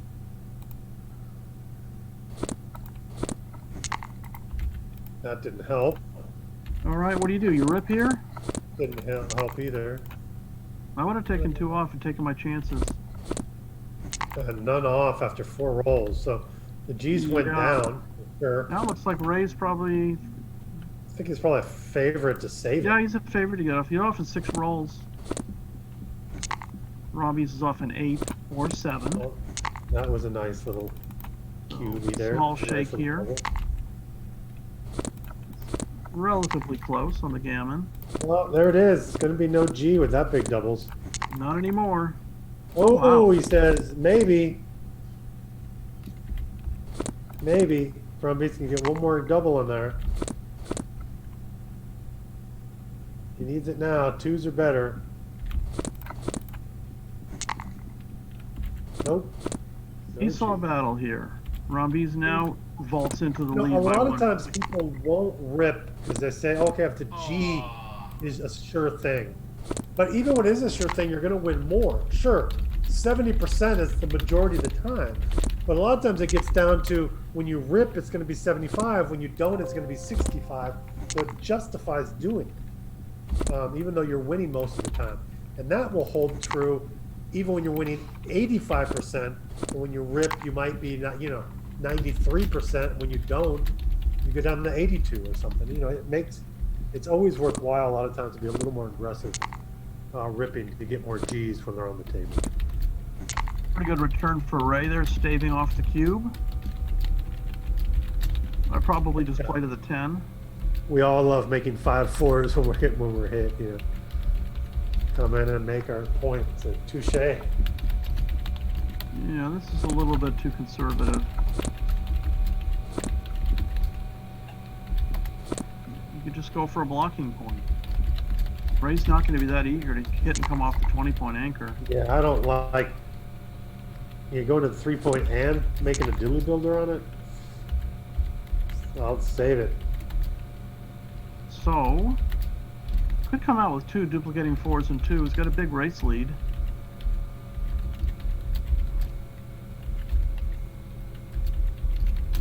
Interesting.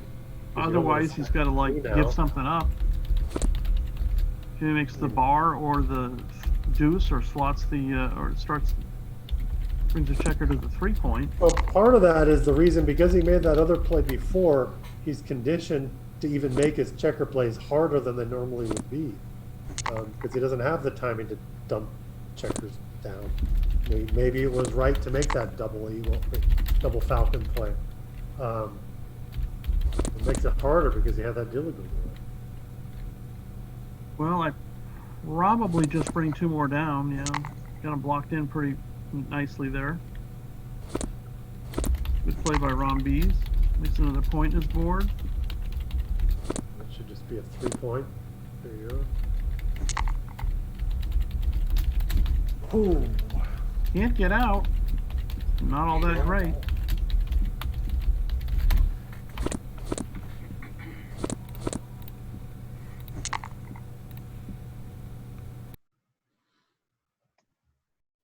Well, simple 10-3 will do.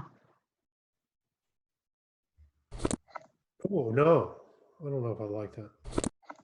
No, you wouldn't. And Ron Bees is stripped on his prime points, so you want to have 3 builders to be able to attack if he's forced off the anchor or chooses to come off the anchor. Well, does he double falcon this? The 6s, he didn't quite want a 6. He would have preferred a 4-3, because now he gives up 9s and 10s. I don't think so. I think I'm just bringing 2 in from the. Yeah, 9s and 10s looks like a lot there. This is strong enough. Probably would have jumped out with both with 5 and 4. Definitely with 4 and 3.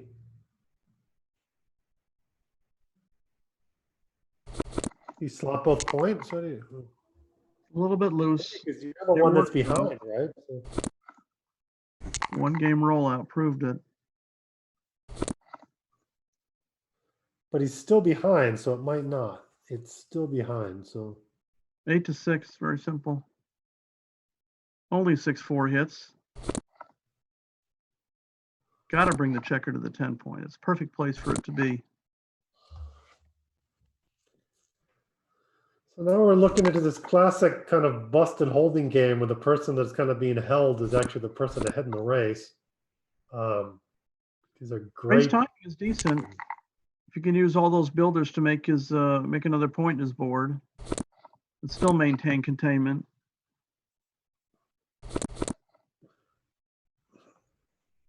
Traditionally, people do not double the situation until he's forced to run with 1. I'm keeping the board here. I keep Nice the board move. and don't save a number either. I do not save 6s in this situation. Made a nice play. All right, simple 10-3 again. Oh, not so good. How do you like your peanut butter? He likes it crunchy.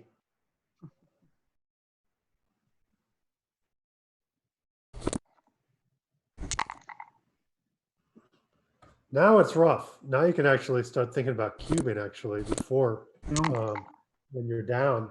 Once he gives gotta up go that- out. Rumbies could have saved a 5 or some 4s there. Now let's take a look Yeah. here. I'd double Great. this.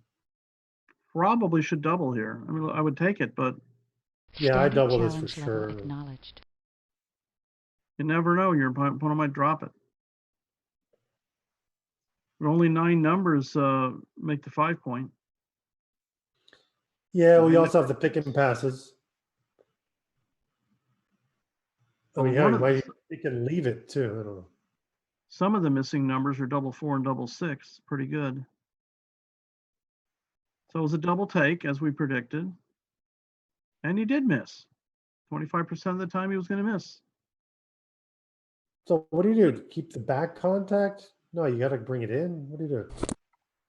No, I'm keeping Hold keeping on, the, this looks I might even awkward just though. make He- the ace He's point good in the here. race. If you consider all that wastage, he's not that bad in the No. race.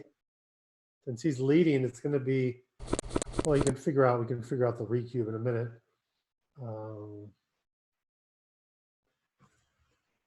I don't think I'm give up. I mean, I understand that your opponent's got more wastage than you, but I actually would have played 3-1 and kept the 3rd builder on the 6 point. I mean, the 3rd checker. Yeah, 3s and 1s are duplicated. What a great shot for Ray. Wonderful shot. Look at that. Rombies doesn't roll a double 5s, and Ray looks like he's going to pull ahead 8-6. This is a seesaw battle, back and forth. 8-7, 8-7. Yeah. Miracle shot. Not going to leave him the double fives. Understandable.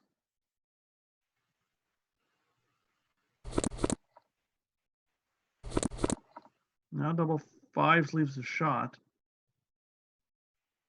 for Ray if he gets missed and he rolls it. Yeah, pretty safe. So do you scoot 4 to 3? Yeah, to make sure the big doubles don't leave a couple of numbers in a row. Played by Ray, taking an extra checker off. So more than likely, Mr. Fogerland is going to go into the lead, take an 8-6 advantage, 8-7 advantage to 11. If he is fortunate enough to win the semifinal match here, he'll play his good buddy Howard Markowitz in the finals, but we're far from that happening. So let's just wait and see. So 4 away, 5 away. What are we talking about here? 57, 43? 3 away, 4 away? No, 4 away, 5 away. Oh no, it's 3 away, 4 away. 3 away, 4 away. 3 away, 4 away should be the same thing, right? Yeah, 3 away, 4 away is 57, 43. Sounds about right. Okay, Romby's looks like he rolled a number good enough to think about cubing. Maybe might be right there. But Ray should probably play bar 22, 13, 8. And I would double this. this looks like a double. Yeah. I mean, you're 4 away, you got a better board, you're ahead in the race, you have fewer checkers back.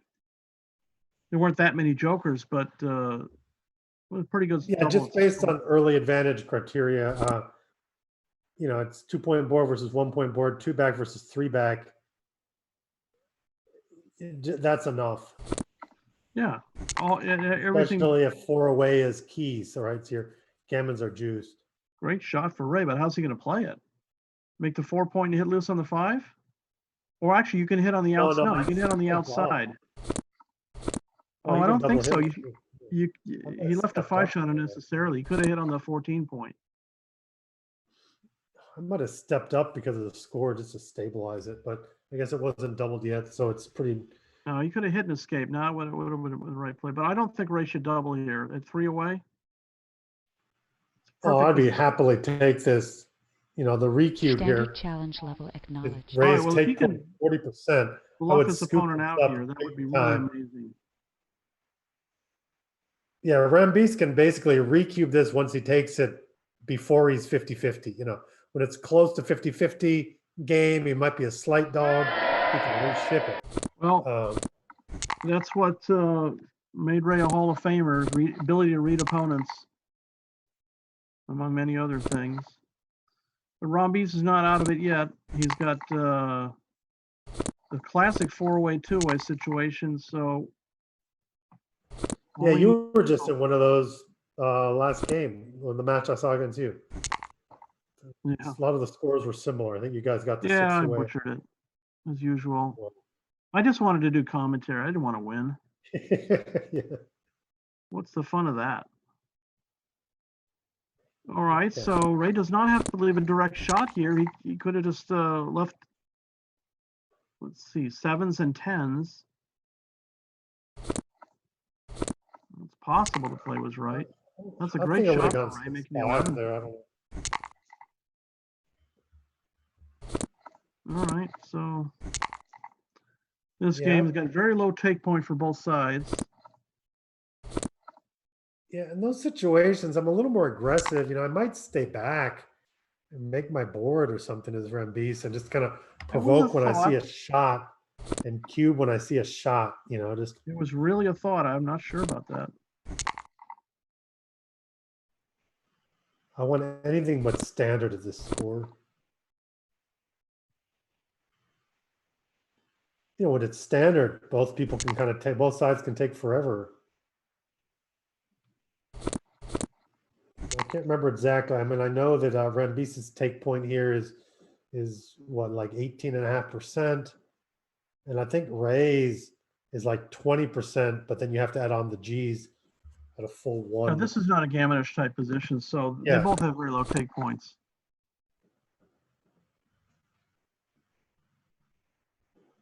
Seems like the right idea. You block double sixes for several rolls.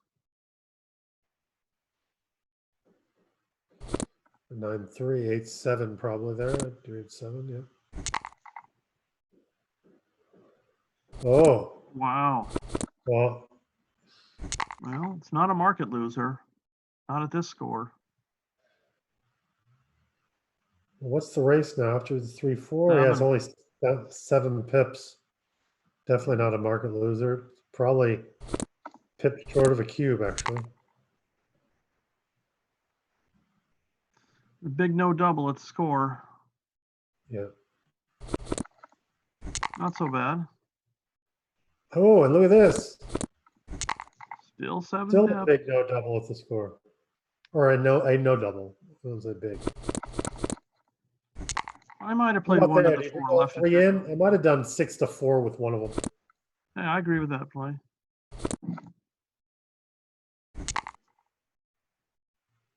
So what's he up now? 12 pips? This is probably a double. This is a double.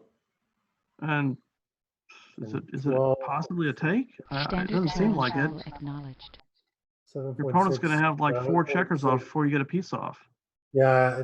Oh, but wait, yeah, he has what's 18.5%. So 10% would be 22% if he was down 9.5, 10 pips. He might actually have a small take here. Well, I mean, maybe if they all had all their pieces home, I mean, but are you sure what the crossovers would be a take? We can look at it, but with all those checkers on the 6 point, though, that's not a lot. Major Yeah, I gap mean- there, possibilities on the 5. I mean, yeah, there's a 3 crossover difference. So he had a take. Yeah, Okay, yeah. All right. I thought he had a small take there. So good play by Race, duplicating 3s. So Rombies is gammon go here. I guess we didn't say, yeah. Ben came in and told us, XG conscious. I keep forgetting that the studio audience cannot hear that, but he did come in and say that Rambi said around 19.5 in that last position. So it was a slim take, but also find the pass, not really a big deal. I want to Kinda play right on 6 to 5 with the ace, just leaving the direct shot. Now he sees it. Distribution is Yeah, better. those are hard to see sometimes. I mean, those are hard to see sometimes. I mean, if you slot the bar, you're diversifying 3s and 6s. He gets hit, but I think he made the right play. Well, look at this. Similar positions. Look at this. Yep. The double It one's barely not a plays. friendly roll here. It plays, but it's just kind of blah. Pop out. Certainly.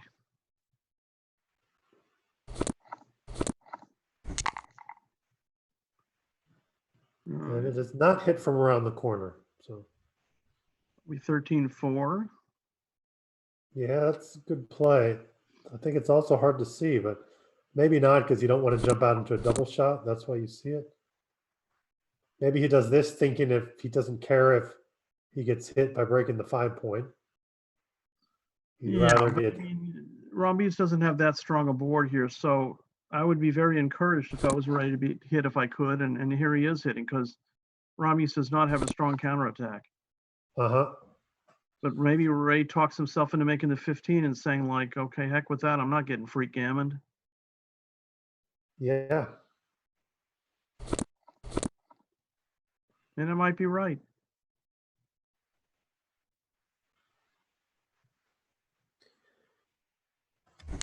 I probably would have hit, but not a bad roll. It's a blocking point.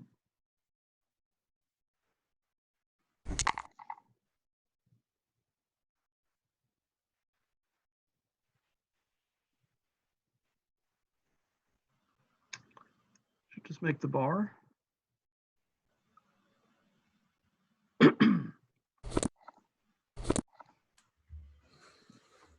I mean, Rombies has got timing and Ray doesn't, so I think he's got to take a chance now.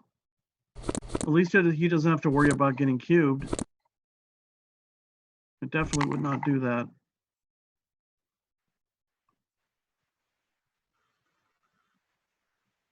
I'm bringing 2 down. Leave him a 3-shot. He already said that he didn't want to hit before, so good chance. Yeah. Well, that's a great point. If someone already says it, he already showed you he doesn't want to hit. Don't put that dilly builder there. I mean, that hinders your game. No, 2 down off the midpoint.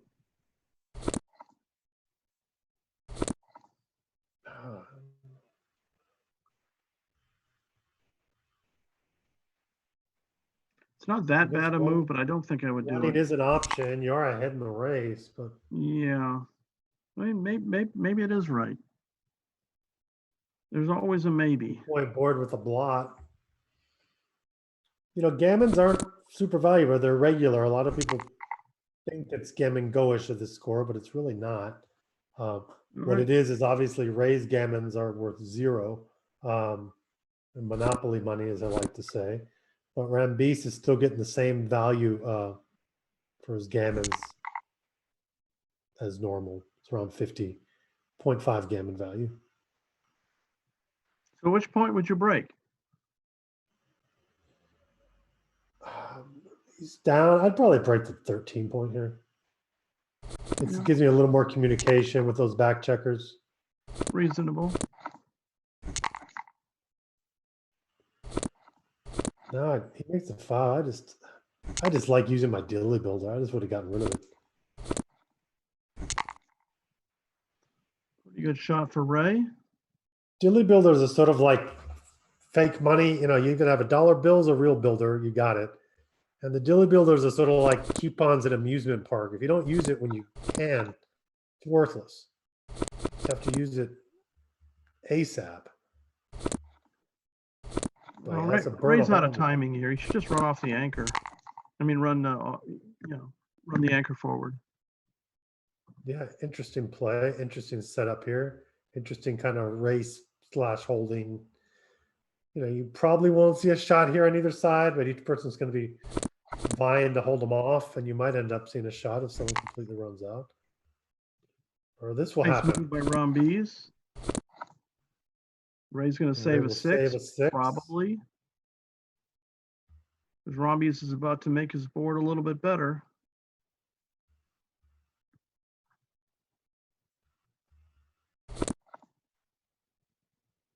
Doubt it's a big deal. Yeah, I'd just save a 6. Just gives you a little more flexibility. You're up in the race, so Wow, not a very good shake. what? Probably just make the ace of slot the 3-point. Yeah, Down a little bit in the race. I'd go 3, 2, 5, 1 here. Good move, save a 5. Look at that play. Oh, yeah. It's an all-out play, but I wouldn't do it.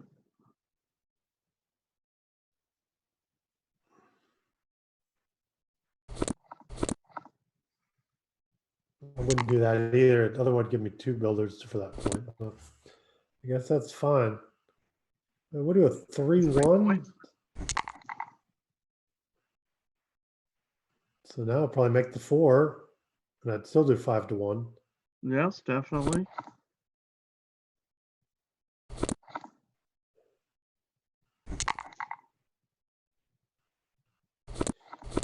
Well, these guys are good. Yeah, well, Rambeese can't cube him this game, but it looks like a pretty solid position here to stay in the match. Although after that ace deuce, not as much. I would have brought it in. Not You so have another bad. chance to roll a 3.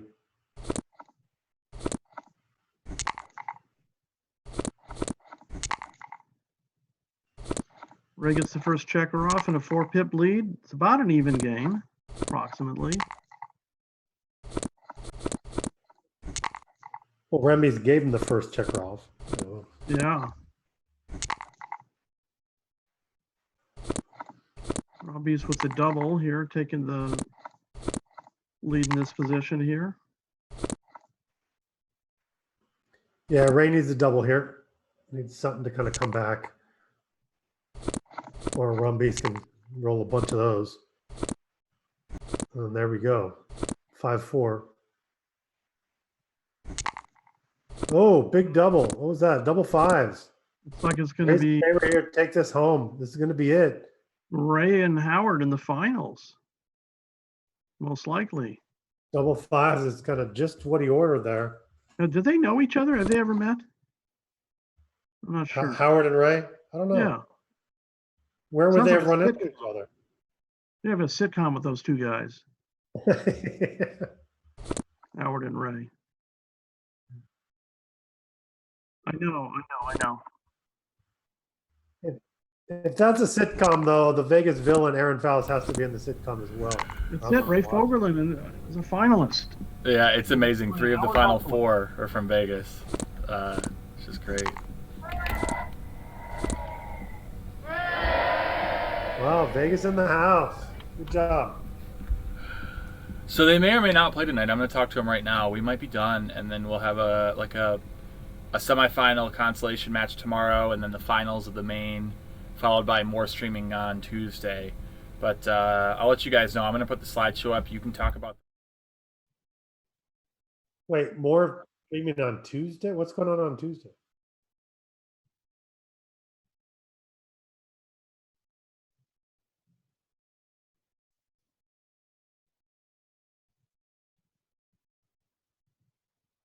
Oh, I thought it was a one-day tournament.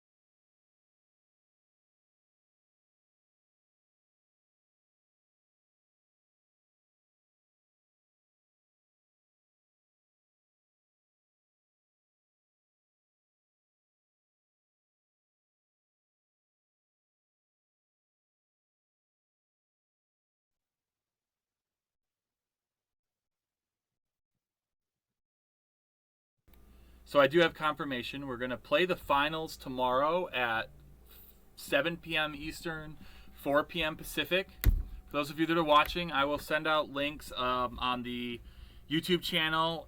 If you were in the tournament, I'll send you an email with it. Before that, a little warm-up, we're going to do the one of the two semifinal matches from the consolation. And then we'll finish off with the final between Howard Markowitz and Ray Fogerlin. Funny enough, they were joking about playing this match in their parlor. So they're going to be close by, and then they'll be playing. Anyway, this is Ben Friesen. Thank you, everybody, for joining. If you're still listening, I want to just let you know there are a couple of tournaments coming up. In 2 weeks, we're going to have the Ohio State online ABT Online Backgammon Tournament. Watch for more details there. If you don't think you're on a mailing list, make sure you email me, benjamin.a.friesen. I'll give you all the info. That is going to be a more Swiss event. We'll play a couple matches Thursday and Friday, and then we'll finish it off Saturday, Sunday. And it's just coming up on your screen, the Viking Backgammon Classic, the 2020 Viking Backgammon Classic is coming up in September, and they are the newest addition to the ABT Online Tour.